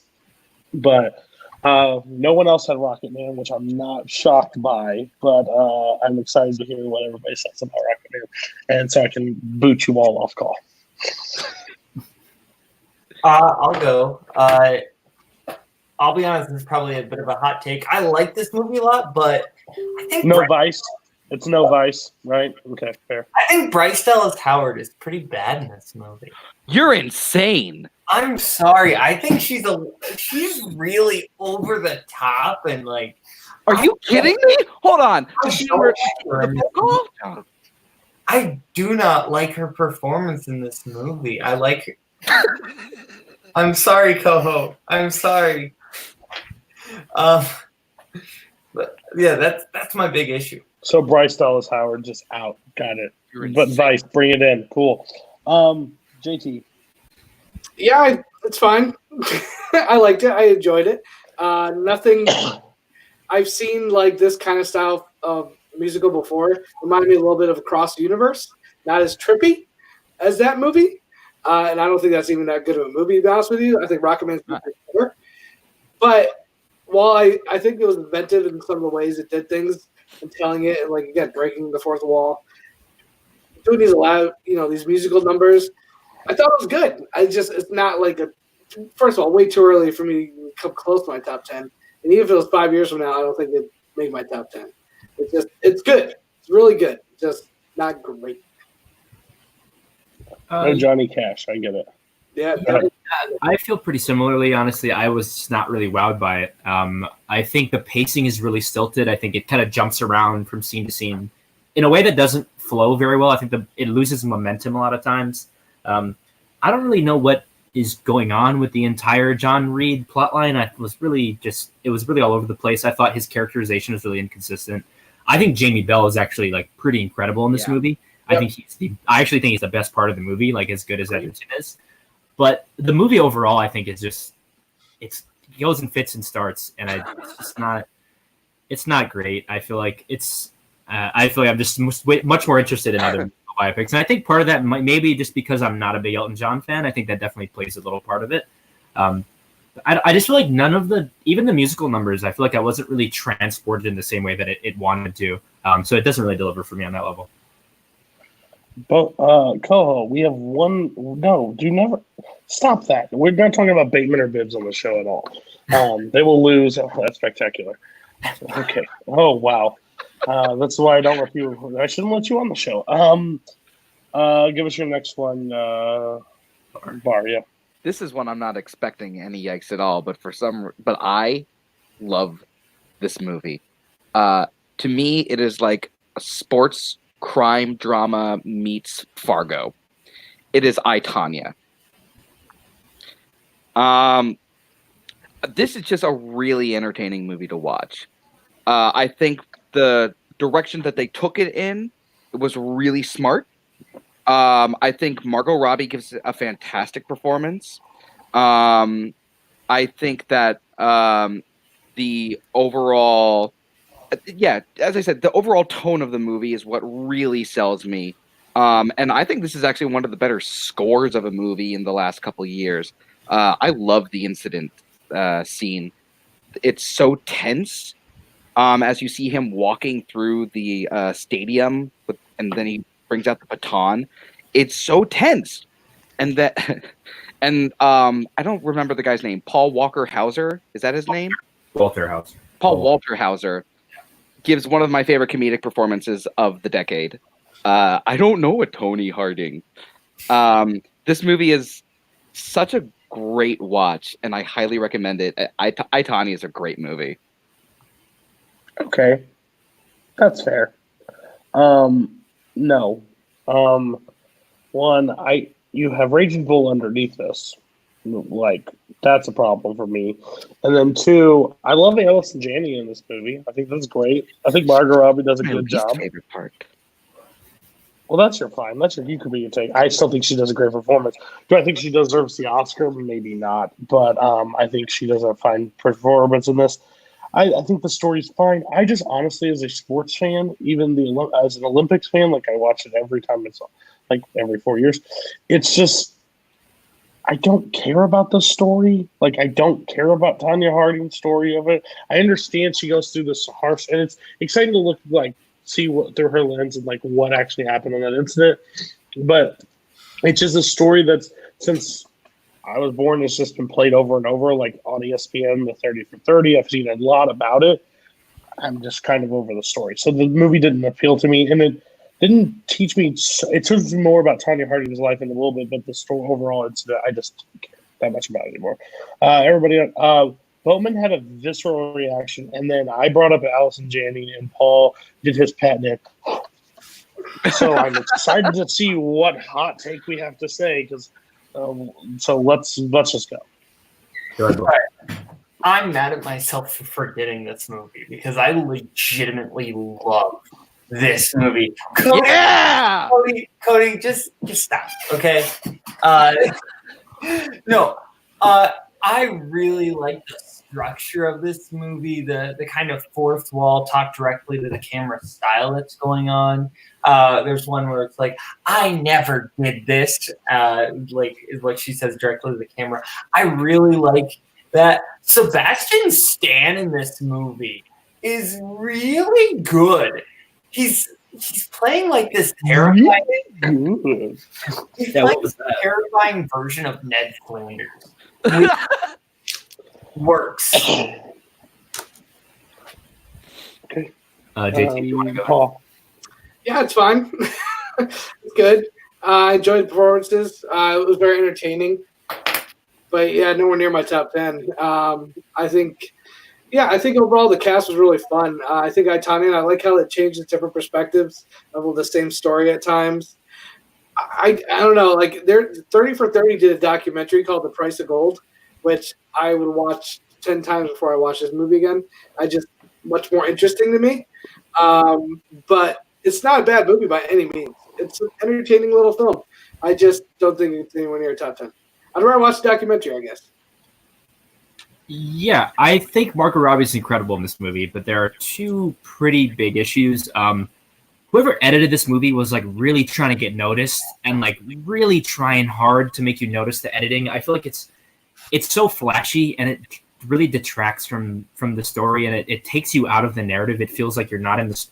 It feels like you're seeing the seams every time it does this weird, wacky, quick cuts to all this random stuff. I think that stuff is pretty bad. And also Allison Janney with like one of the most unjust Oscar wins of recent memory. She's doing an SNL bit with a bird and was somehow awarded the Oscar over Laurie Metcalf giving like the performance of her life, which is a whole other sort of bag of things to get into. But this movie is all right. I think Margot Robbie is actually really incredible, but the rest of the movie is just not up to par. I don't think the direction is very compelling, and it's trying too hard to be noticed. It's trying so hard to be flashy, and it just doesn't do it for me. It's fine, I guess. Oh yeah, let's please get in another conversation about Metcalf doing their role from Roseanne. Okay, awesome, good job. Let's move along. Go to your 5. I said it before. My number 5 is Fact. The Social Network, and then my number 4 is one of my favorite crime dramas, and I think it's David Fincher's masterpiece, and it's Zodiac. Really? Okay. That's a biopic, huh? Technically, We'll talk about that. Go ahead. Oh, man, because I would put it in my top 10. I didn't even think of it. I think this is David Fincher's best work. The tension in this movie you can easily cut with not just a knife, but like an entire like a butcher's knife. The performances in this movie are fantastic, and it might be Mark Ruffalo's best performance to date, in my opinion. And it doesn't feel as long as it is. It doesn't feel like the 3-hour movie that it is. because it's so tight and well directed and well acted and well written. And John Carroll Oates. Lynch. I always do that for some reason. John Carroll Lynch in this movie is unsettling. He is very unsettling, as well as that basement scene. I think Zodiac is so close to being like a masterpiece. I think it is a masterpiece. Yeah. So when you put this on your list, so how I work my show is you define it to me. I don't really go through with a fine-tooth comb and say, I don't really count that, get it out of there. This one was a tough one because, yes, technically, biopic. It's more about the police department that kind of deals with the situation. Again, Zodiac is still the case as it is. I consider it Fincher's best work. It's one of my favorite movies. Did it also come out in 2007, Paul? Is that right? Oh, what a year, huh? Interesting. Oh, what a year! Kids are building up. I find this movie fascinating. I struggle at putting it in a biopic. That's just me. I think it is at time. Like I can see the argument for it. It's just rough for me to put it in there because the title Zodiac. I mean, it's about the Zodiac killer. It's about the people, but you don't really see you just see about the case. It's more of a case study. It's not like it's a true crime movie. If anything, it's 100% true crime. I just don't think it's considered overall bio. But that's just my opinion. Got it in on the technicality. I don't hate the choice. It's a little too high for what the category basically is. Yeah, my thing is, who is this a biopic of? Is this a Robert Graysmith biopic? Is this a Paul Avery biopic? Like, I just don't think of this like it's a true story, but it's not about a specific person. And to me, there are two films, this and All the President's Men, that I chose to exclude from my list, even though technically you could count those as biopics, because I feel like those films are about the story and the journey and not about the person. Like, they're not focused on a specific person and their life. So I would not consider this a biopic. I think this movie is all about Jake Gyllenhaal. You think it's a Graysmith biopic? I do. I genuinely do. Interesting. I do not agree. This is my favorite Fincher film. This is one of my 10 favorite movies of all time. So I'm not saying this isn't an incredible movie. I just, in terms of a biopic, I think that is really stretching it. Yeah, go ahead. Because I love this movie, and it didn't cross my mind as a biopic. It's like David Fincher's take on obsession. Not being able to let something go, and how it could destroy your life and ruin other people's lives. And so for me, it's like the meditation on obsession. But I never really felt like Jake Gyllenhaal's character is somebody I super got to get to know. I just got to know what he was obsessed with, which was the Zodiac case. So I agree, it's about that character, that real life person, but it's more about what Zodiac case did to him than it is about him. So listen, if you consider it biopic, it's in my top 10 for sure. It's one of my all-time favorite movies. But yeah, it didn't pop in my head when I thought biopic. Yeah, this is. Oh, go ahead. I didn't mean to interrupt. It's a tough choice. Yeah, this movie, it's kind of too much of an ensemble to really be a biopic for me, because there are a lot of scenes with Gyllenhaal, but then there's quite a few scenes with just Ruffalo's character. So, I'm not sure if I can 100% call this a biopic. This is definitely a true story movie, but not really a biopic. So I think that's kind of where those two things differ. It's a great movie, though. Okay, so now we've reached the part of the show where it's the top half. So everybody give us your three. So we're going to start with Paul. Again, if you have it higher, 2 or 1, please say your piece. We'll talk about it in a second. I think there's a very high chance this is going to be another yikes. It's 2010's The Social Network. Yikes. Yeah. 5. Yeah. Boatman okay, so we're going to move to Boatman, right? Is that right, the order? Okay, Boatman, what's your 3? My number 3 is probably going to be a yikes because my number 3 is going to be a yikes because my number 3 is Amadeus. Yikes. Yeah, yes. I had it at number 4. Okay, so JTE, what's your 3? My number 3 is Goodfellas. Yikes. Okay, we're getting there, guys. You picked the top half. Here we go. Barr, let's break this trend. What's your 3? My number 3 is The Elephant Man. I think this is John Hurt's greatest performance. I think this story is touching and moving and amazing. It's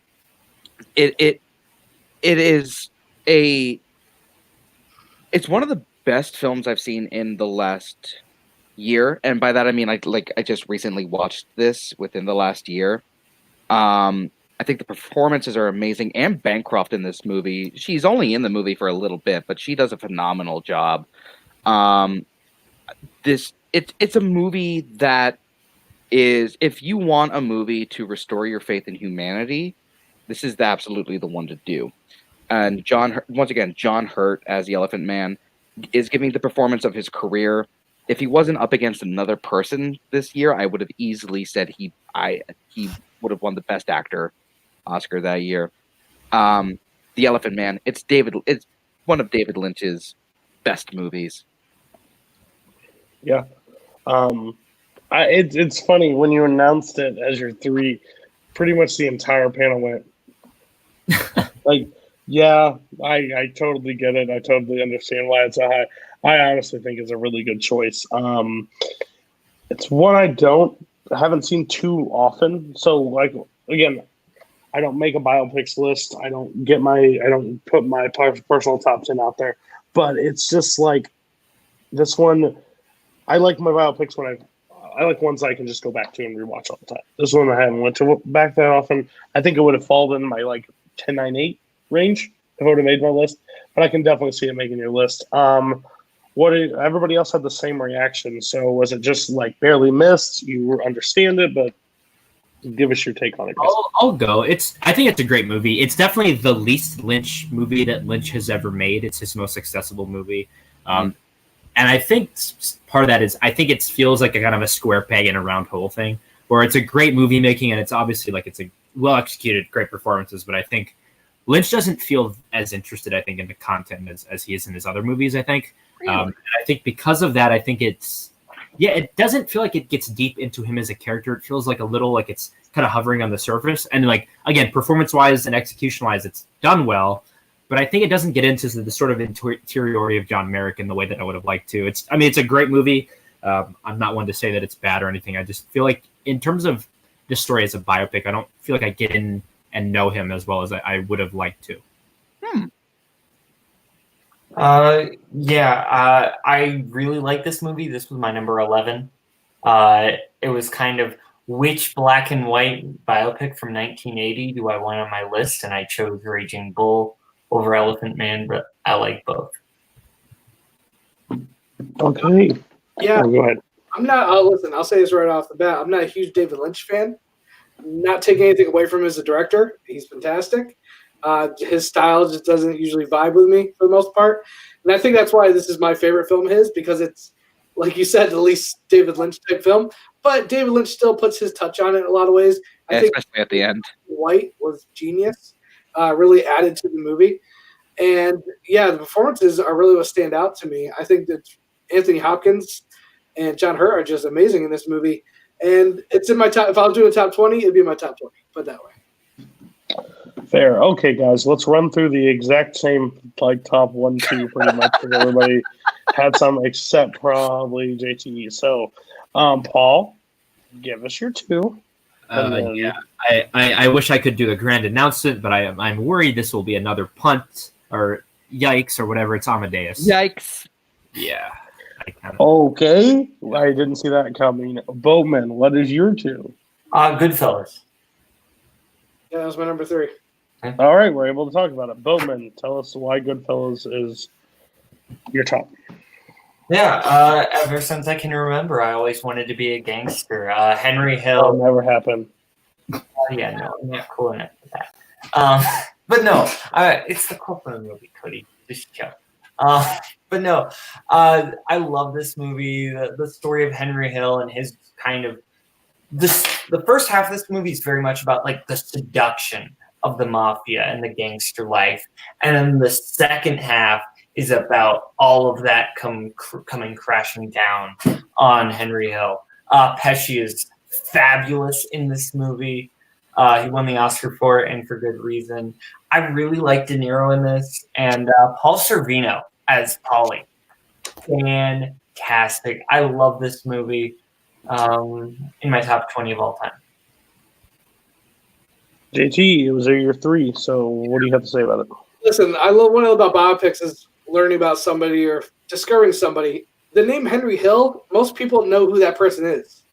And they might not even seen Goodfellas, but you know that name. And it was because of this movie. And Scorsese, when you think of Scorsese, I think most people think of the Goodfellas type movie. Now, he had a lot of great movies before this, Raging Bull. Mean Streets touched on this a little bit, but Goodfellas is where I think Scorsese really carved out like his style as far as to the masses. And I just think it's such an influential film. I think if you ask a lot of people what was the most influential films of the 90s, you got to start with Goodfellas being one of them.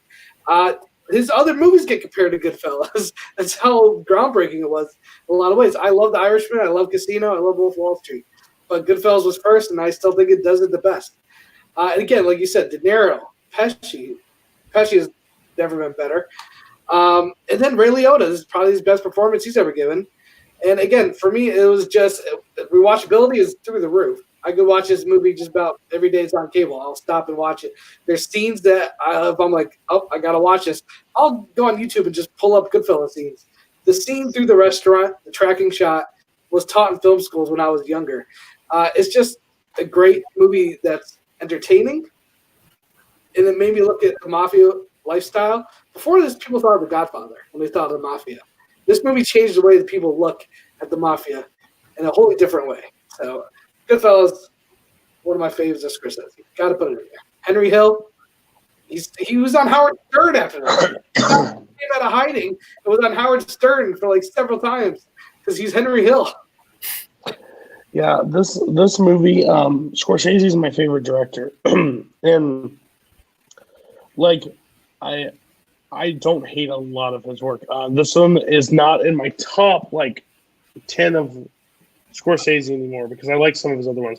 But this is literally what he is measured as, and this is the type of movie that I absolutely adore. I love mob movies. I think they are one of the most fascinating, the underworld of crime and how he tells the story. There's some people in the community, like a few that have just seen it for the first time, like this past year, and we're like, man, it's an okay movie. I'm like, I just don't understand watching Goodfellas and going, man, because I just love the movie. I love the story. Joe Pesci is one of my favorite comedic movie of all time is My Cousin Vinny, and with him and these different roles, the dance scene, when he's just shooting at the floor, he's like, dance, monkey, dance. And it's you're going to dig the hole. What, you never think I know how to dig a hole. I either think this is my first time. That little, his moments and him winning the Oscar is one of the most crazy things for me. Because when you think of Pesci, this is just Pesci. He got a role for playing pretty much what people think of him, but it's just awesome.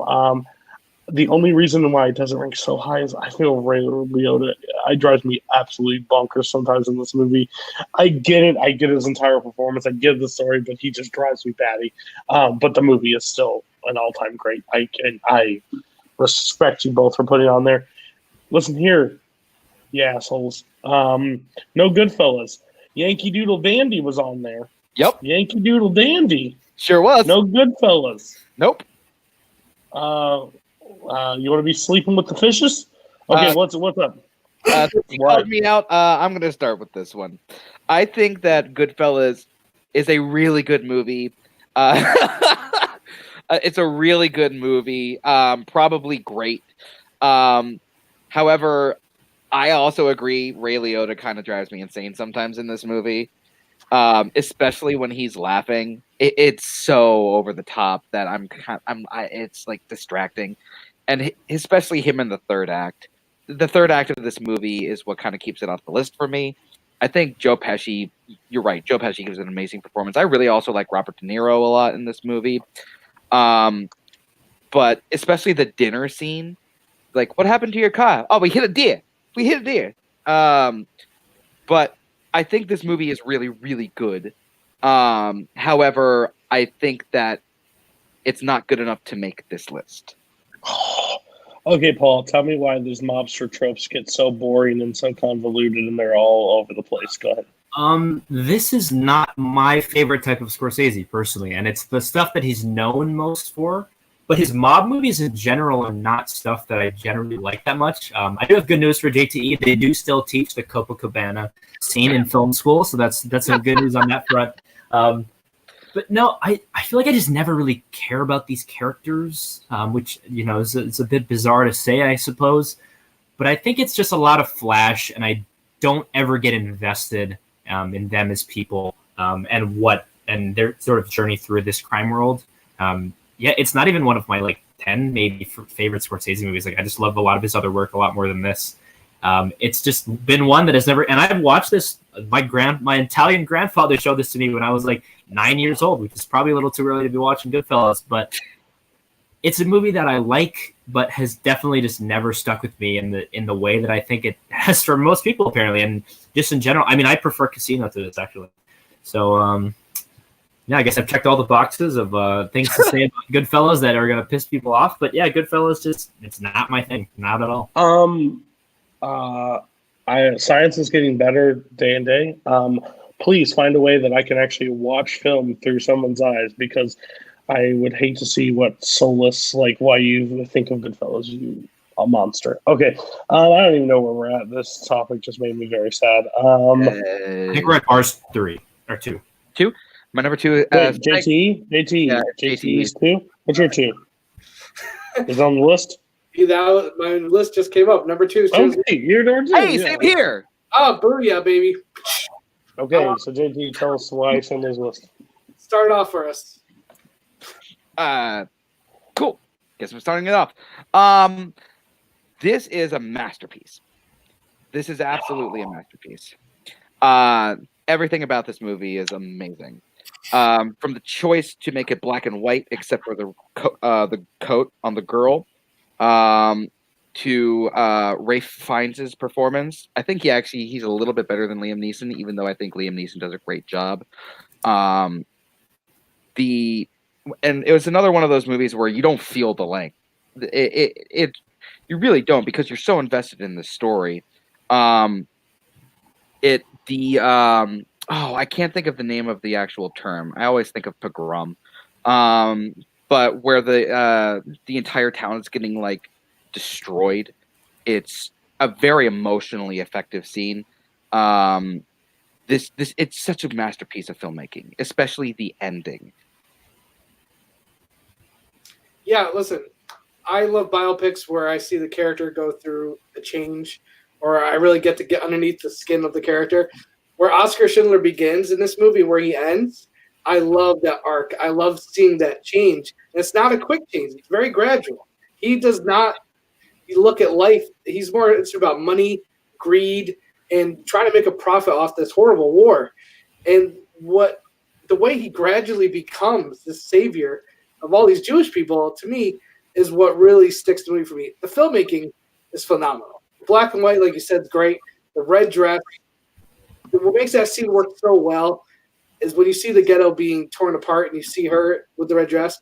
And it's also Liam Neeson's reaction to seeing her body throughout the course of the, the Holocaust is not an easy watch, okay? This is not a movie you can watch very often. I totally understand that. But for Oscar Schindler, for me, like I said, biopics, when I think about some of the great biopics, it's about where a character begins, where it ends, and what happened in their life that changes them. And this movie just does it. I can't say anything bad about this movie. There's not one negative thing I could really say about this, except for it's not very rewatchable. It's something you should, but even though it's not, you should watch it every couple of years, because it is a master class in filmmaking, in my opinion. Just real quick, the one scene I want to also mention is is towards the end when he's going this watch. I could have sold this watch. How many people would that have saved? Amazing. So Barr, when you say it's a masterpiece, we know. Schindler's List is literally argued one of the best made movies of all time. We get it on that. there's one problem that you made a statement that I completely disagree with you. What's that? This is one that not you, JT. This is Barr, but it's one that you don't feel the runtime. Yes, you do. This movie is draining. This movie drains you. So for sitting there as long as you, I don't think it's a bad. This movie is fantastic. Like, but JT said it. This is not a rewatchable biopic. I agree you should watch it every couple of years, but this is a rough watch at times. Mm-hmm. Like, I feel it pretty much, you can arguably say it's one of the darkest times in human history. Like, it is a sad, depressing story, and I 100% understand like Spielberg's of making this and the art of it. But like biopic, yes, you definitely could consider the list. I personally wouldn't put it on mine because of just it's not easy to watch all the time. But it's a fantastic movie. No one will argue Schindler's List. If you pretty much argue that Schindler's List is a good movie, well, you don't know what movies are. So yeah. You feel length. It's not because you're bored. It's because Exactly. it's so hard to watch. Well, yeah, because I think the first time I think it's because I never feel bored watching this movie for sure, but I don't feel length because I'm so invested in everything that's happening. Like there's no dead space in this movie. At 3 hours, there's nothing in there where I'm like, this needs to be cut. They could have shortened this. Yep. I feel like everything is done for a purpose and masterfully so that like I can't say I feel the length as far as like it's too long. It's just hard. It's just a hard watch. I kind of put this in the same realm. It's not even close to the same movie side, so don't everybody react viscerally on this one. But it's kind of like when I watched John Wick 3 this past summer, because John Wick 3 doesn't like stop at any point. It's just draining like the entire time. Like either die or get off the screen. Like I don't know what we're doing, but you're constantly just in these fights nonstop. Like the other movies left you lulls, but this one's just a constant. So this one's like emotionally draining. You're just like, after it, like, I don't think I can watch anything else, or I have to watch the most uplifting movie of all time after this. Like, that's why I don't think it would make my personal top 10. But I can totally understand. I can't argue that it's a masterpiece. It's probably in the top 30 of all-time cinema. Everybody else on Schindler's List. Yeah, I'm in the same camp as you. It's just, I saw this once in high school, really good, but I haven't really wanted to rewatch it because of how intense it is. Yeah, if you guys want to talk about harrowing Holocaust stories, there's a movie called Shoah that is about 8 hours and is basically 2.5 Schindler's Lists. So that's a similar analog, I guess. I saw this for its 25th re-release last year. It's, again, a movie that's kind of unassailable in a lot of ways. And I feel like I didn't put it on my list just because I don't think I have anything particularly interesting to say about Schindler's List. It's an incredible filmmaking. It's one of the great American achievements in filmmaking.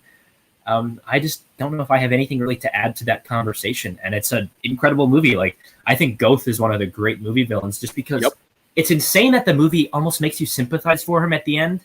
Like, the turn of him sniping people for fun on his balcony and then, like, you're like, do I feel bad for this person? Is such a crazy pivot that the movie takes. And I think that it's Fiennes' best performance ever. I think he's a lot better. Liam Neeson's great, but I think that Fiennes is one of the great acting performances of the entire 90s. I will say it's not all in black and white. There are the real life footage of the actual people is also in color. So the whole not black and white except for the one scene, not really true. But I mean, it's great filmmaking. It's I think Spielberg's second best movie ever made, and it's incredible. But again, nothing new to add. So I just felt like it was not I wanted to make my list a little interesting. Famous deep cut question: what color is the girl's coat in Schindler's List? I remember that moment. Okay, so Paul, those were you guys' number twos, JTE and Barr. So give us your number one. My number one is the biopic to end all biopics. If you don't have this on your list, you must have been bamboozled, led astray, run amok, and flat out deceived. It is Malcolm X, Spike Lee's 1992 masterpiece. I think this is the ultimate biopic, just because generally for me, I've mentioned this earlier, cradle to grave biopics where you see the sort of birth and then sort of the end of this person's life are not stuff that interests me. But what Denzel does here, and essentially playing three different characters within the same character, as you see this young black militant when he's being tutored by Delroy Lindo on the streets, to when he goes in jail and he's reformed, to when he's out into he's this political leader. It's these totally three different facets of Malcolm X. And I think those levels and the fact that this movie really presents a different image than American media had ever portrayed Malcolm X as being in the history of this country. I think it recontextualizes him in a way that really matters. I think like that really affects the way that we perceive him as a person in history. And I think Denzel gives one of the great film performances ever. This is a 3-hour movie, and I think it flies by. I saw this in theaters on film at the Egyptian Theater last year, and it's one of the great cinematic experiences I've ever had. This is my favorite Spike Lee movie. I think, again, one of a defining all-time level performance in any movie. It's just incredible from start to finish. There's nothing that I can say that's bad about this movie. I think it grapples with complex themes and doesn't let him off the hook when he's being problematic or when he's just kind of kowtowing to Elijah Muhammad. It's just so full, and I think that's the kind of film experience that I look for, is something that's just so full and 3D informed, and I think that this is everything. Who else had Malcolm X? 9. 7. Okay, 7, go. Oh yeah, I love this movie. I think Denzel, this is not only his best performance, this is one of my favorite performances in a movie of all time. I think he's fantastic in this. Spike Lee is doing a really good acting job as one of the side roles, but it's all Denzel. It's really about him, and I think it's a fantastic performance. And yeah, you're right. It's about that transformation of him, of the way his character changes throughout the movie. Go ahead, Barr. Did his thing freeze, really? This last minute, and he finally froze again. Oh, interesting. I will just talk real quick about Malcolm X. Pull the thing off the screen real quick. Go. Oh, you're back. Okay, tell us what Malcolm X. Sorry to the people watching. My internet is trash today. So Malcolm X, yes, this is Denzel Washington's greatest performance, arguably. I think that this is a really well-told biopic. I agree with Paul, the way that I don't normally like tell the entire tale of this one person in one movie, but this is probably the most successful biopic in doing so. It's one that is really, really, really worth watching. This is Spike Lee's. I think this is Spike Lee's second best movie. I will say my piece. Everybody throws out favorite actor working, your favorite actor. This is my favorite actor, without a question. Denzel Washington. You guys say it's best performance. Apparently, you've never seen Equalizer 2 because that's good shit. No, I'm just kidding.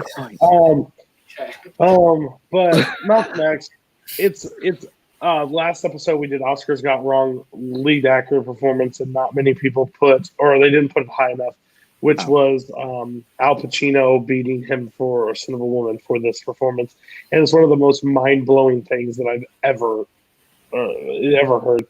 He becomes Malcolm X. He performs this role to a T. The runtime, I don't even care. I watch this probably twice a year, every year. I think he is just a masterclass in this performance. He is never the bad part of any movie. I will stand by that. I bring one, I will fight you on it. I think he has his craft down perfect. And this is, Glory. I think that supporting role of Glory is amazing, but I think Malcolm X was his rise to fame, and he does a tremendous job in this performance. And how some haven't seen it, some don't even talk about it. I think this will stand as his best performance of all time. So, let me just say why it's not my top 10. If you ask me top 10 performances in a biopic, this would probably be a top 3 to 4. I think this is the Denzel show, like you guys said, from beginning to end. He is phenomenal. But Paul, like you said, this is one of your favorite Spike Lee movies. it feels the most straightforward Spike Lee movie to me in a lot of ways. It feels like he's making a straightforward, kind of like in the vein of like Gandhi or some of the older, Steve Allen classic. It's not like Gandhi, but like the way it's told, it's like beginning, middle, ending, very straightforward. A lot of the style, I feel like that he brings to some of his movies is really subdued in this film. I think that's on purpose, though. I think he's getting out of the way of the story and letting Denzel be at the forefront instead. It was a smart movie. It about phenomenal. Like I get it why he did it, but like if you showed me that movie, I wouldn't know Spike directed it unless you told me. So for me, like as a director, I get it. He stepped out of the way and he said, "Malcolm, do your thing," or Denzel, do your thing. But I guess for me, I do feel length a little bit at 3 hours. A lot of you guys said you didn't feel it at all. I did feel it a little bit. I don't know if they could have cut anything. It could have been shortened. This is a big story to tell. I guess it just comes out of personal preference. I really like the movie. I own the Blu-ray. Anytime if he wants to get his best, this is the movie you put in. But it just didn't make my top 10. It'd be my top 20.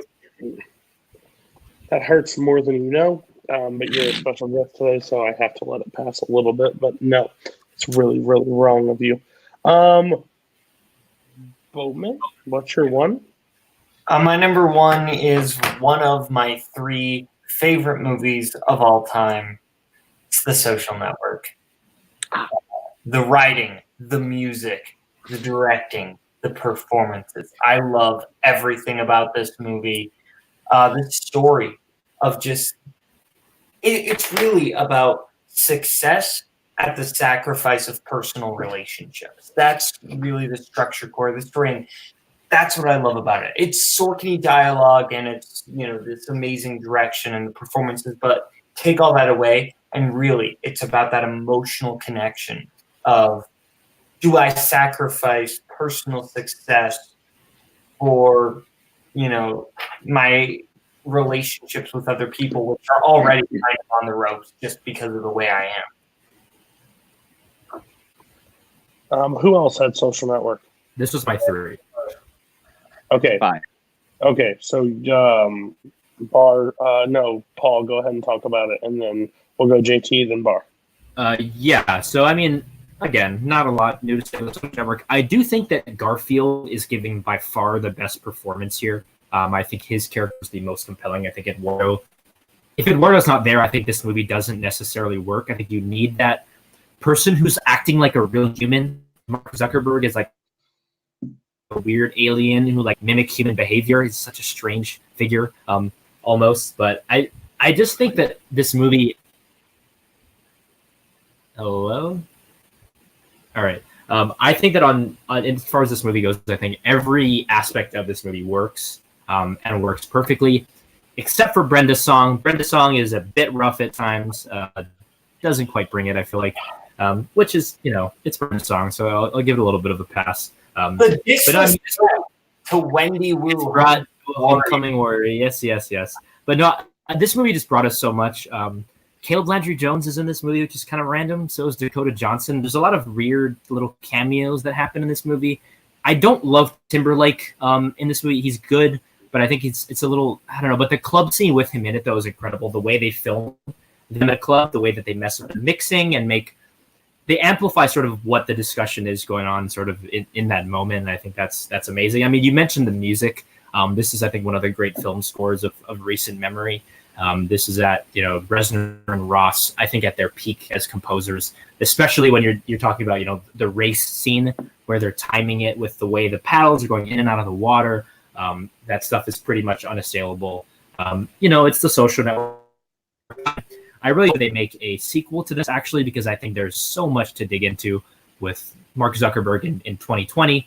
But I mean, it's an incredible movie, probably the defining movie of I think, form and style. And it's a Social Network. And what else is there to say about it? JT? Yeah, I had this number 5, one of my favorite movies. Again, I think I docked it some points because it's been pretty well publicized that this is not a very accurate movie. Aaron Sorkin just took what he wanted from the book and kind of created his own story in a lot of ways and made, I think, Jesse Eisenberg is great in this movie. I still think he's great, but I think he's playing a much different character than what the real Zuckerberg is like. According to reports, people that went to college with him, a lot of people think he's nothing like Jesse Eisenberg, but there's conflicting reports also. So that's the only reason why I had number 5, only because I'm not sure how accurate it is, but there's not much I could say that you guys haven't already said. It's so well directed, so well acted. It's a movie of its time. I think it's something that is more relevant even now than it was probably when it came out. So for me, it's one of my favorite films. Again, I don't feel like I got to know the real Zuckerberg, though. Honestly, I got a Jesse Eisenberg and Aaron Sorkin's version of Zuckerberg. So I had to talk at some point for that, but I love the movie. It's fantastic. I think this might be Sorkin's best script. This movie works as well as it does and flows as well as it does because of that script.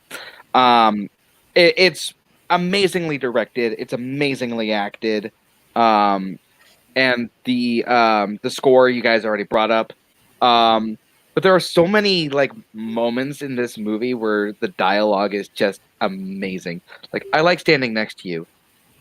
It makes oh shit. I heard it blanked on the line. It makes me feel powerful. It makes me feel tall. Tall. Oh no, it's tough. Tough. It's so tough. Yeah, okay. I see you, Cody. I see you, Cody, slapping your head. My apologies.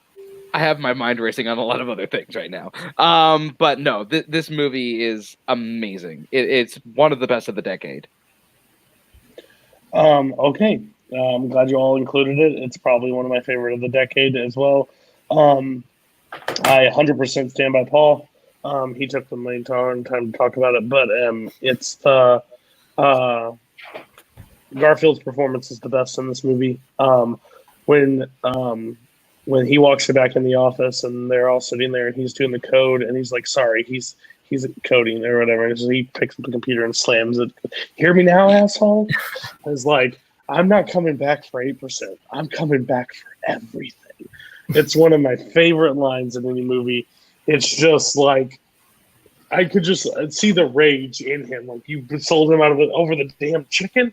Like, it's just, he's so mad. It's so, the performance, I don't care, accurate, inaccurate, fantastic. Like, Rudy Marr also, I didn't mention it, but Rudy Marr is incredible. That opening scene is like one of the best. I mean, it's been talked about to death, but the cadence at which they're talking, the fact that Zuckerberg is not really having a conversation, with her, I'd also like to point out that Brenda's song in this movie is real good. We're gonna.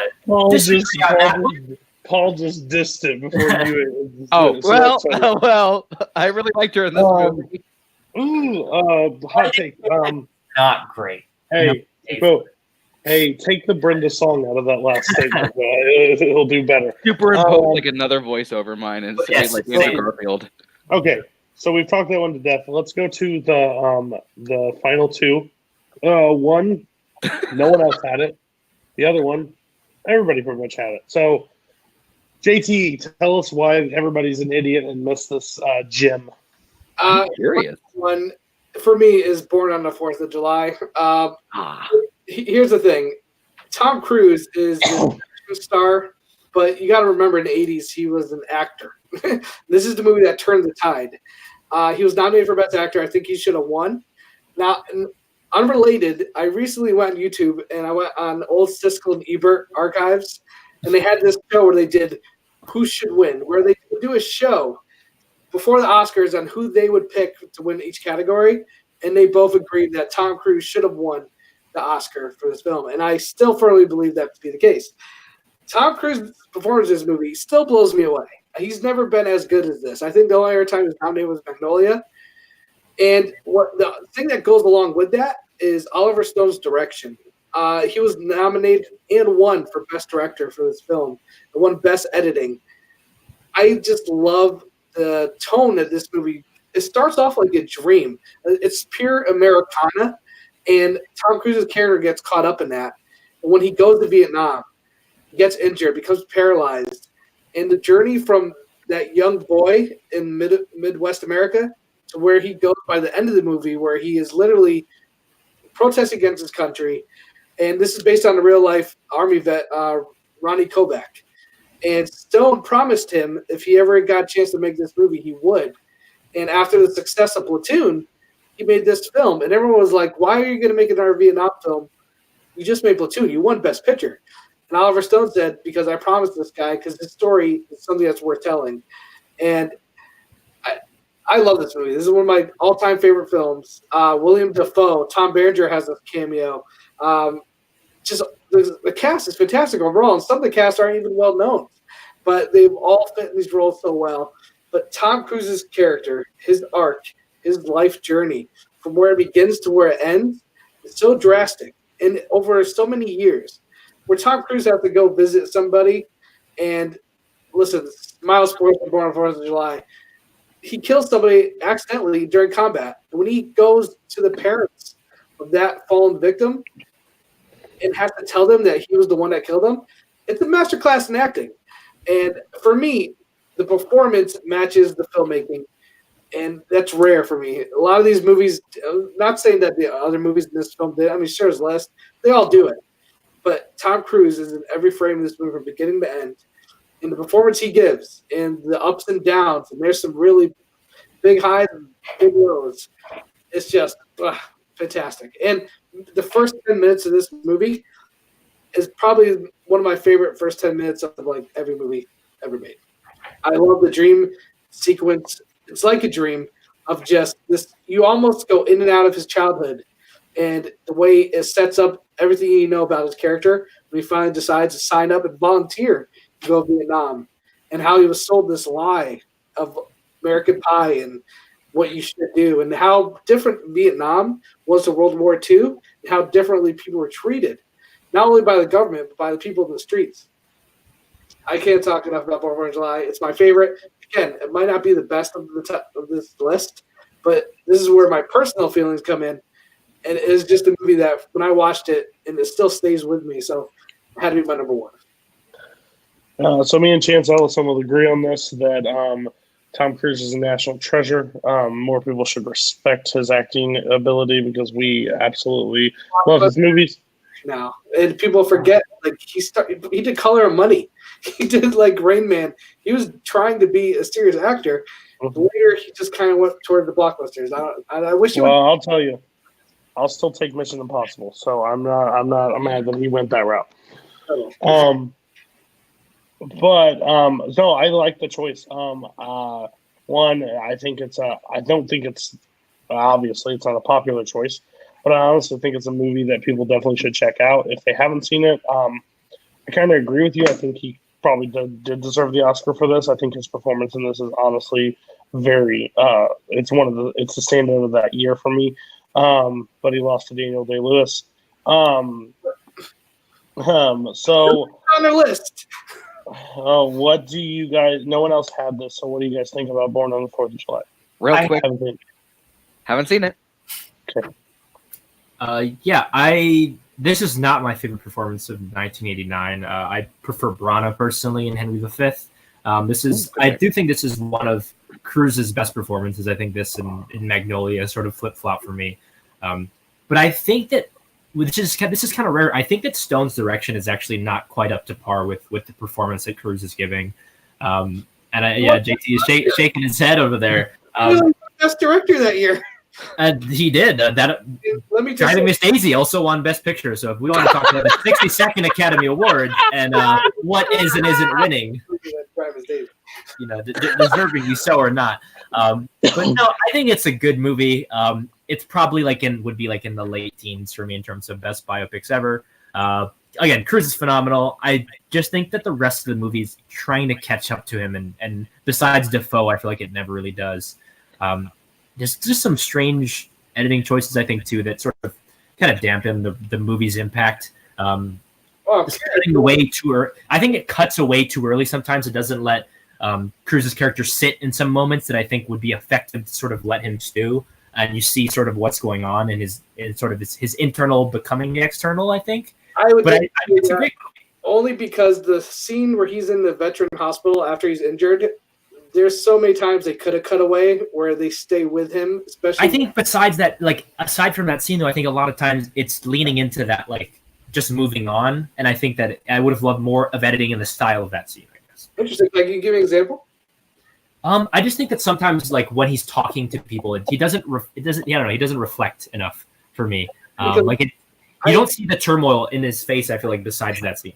I gotta disagree because when he's talking to the parents about how he accidentally killed their son, the camera is on him the whole time to the point where it leaves the parents and it slowly pushes into him as he's breaking down, telling this story. And I thought it was such a brave decision. Instead of most directors, I think, would show the parents' reaction. They would show them, but instead, he is so in line with Cruz's performance. He just slowly goes right into Cruz, and you see. If you're going to put like an Oscar reel moment, that was the moment you would put in. And then the reaction afterwards by the parents, I think, is very good. But for me, it was don't cut away. It is just right there. So I'm going to stop the Born of the Fourth of July joke. When I bring back Tom Cruise performances, maybe we can revisit this. No one ever tries to challenge Paul on the show, which I really appreciate. But we're going to move to Amadeus. So everybody had it. It's Barr's number one, obviously. Hell yeah, it is. Like 14 times. So we're going to start with you. Who had it at 2?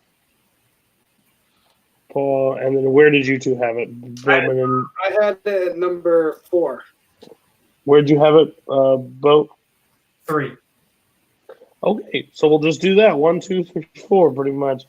So start at Barr. Cool. Remember how I said Schindler's List is a masterpiece? So is Amadeus.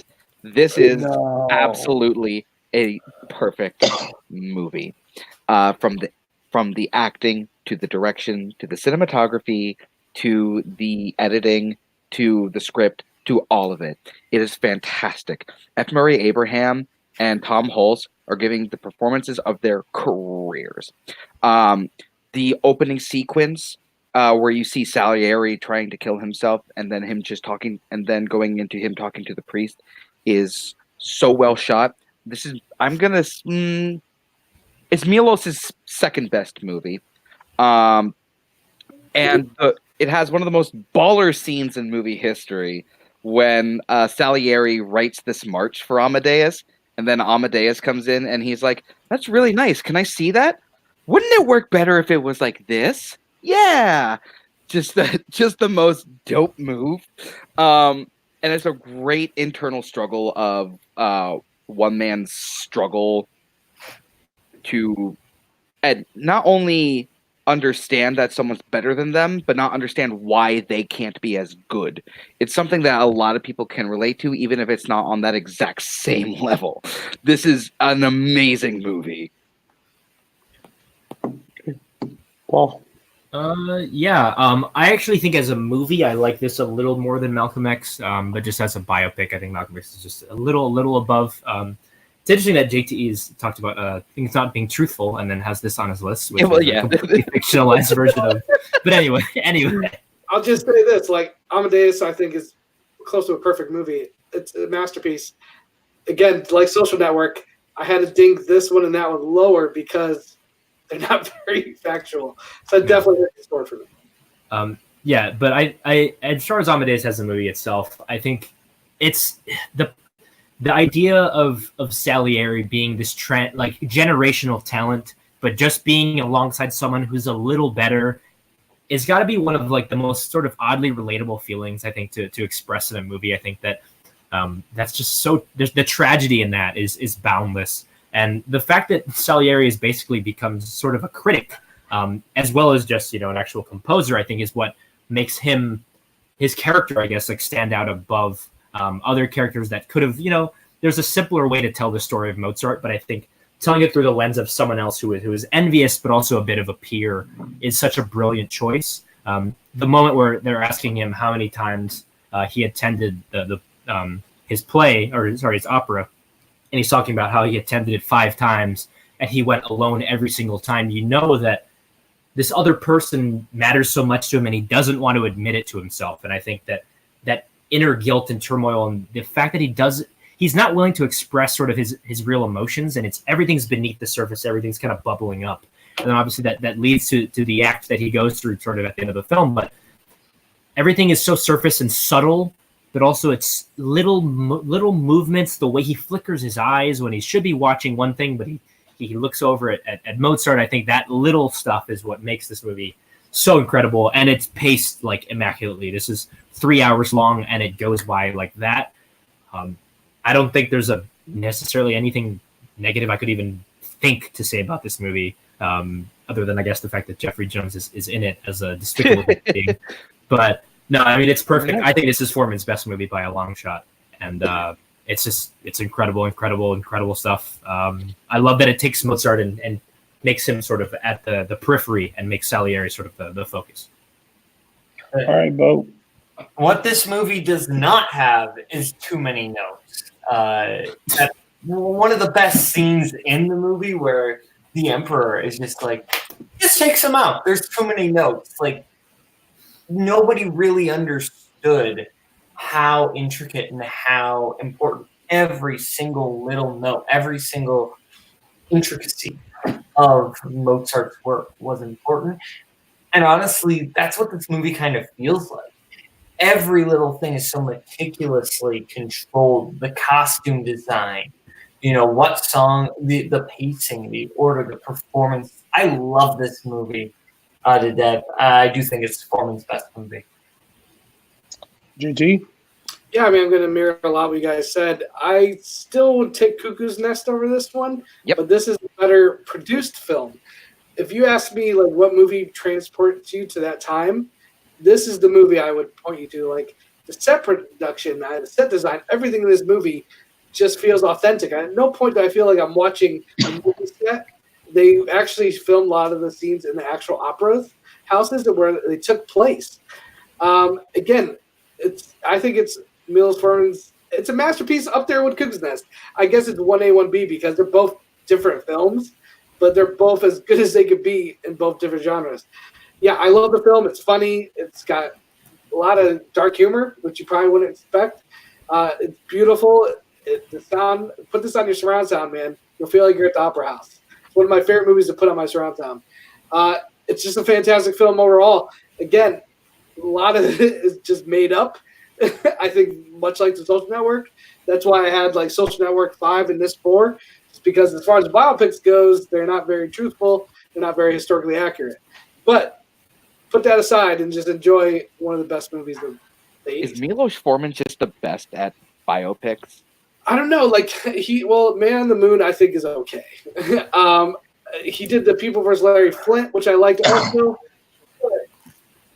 Yeah, I don't know. Those are good movies. This is a great movie. Clearly the best at it is Clint Eastwood. Have you seen 1517 to Paris? Okay, thank you very much. All right, everybody. Thank you for joining us for Your List Sucks. It's a very passionate topic. A lot of people had a lot of things, so it's a little long. But, again, great conversation. So we're going to get our combined list right now. What made your overall list when we put all your guys' together? At number 10, Zodiac. Nice. Number 9, Catch Me If You Can. Yeah. Number 8, The Elephant Man.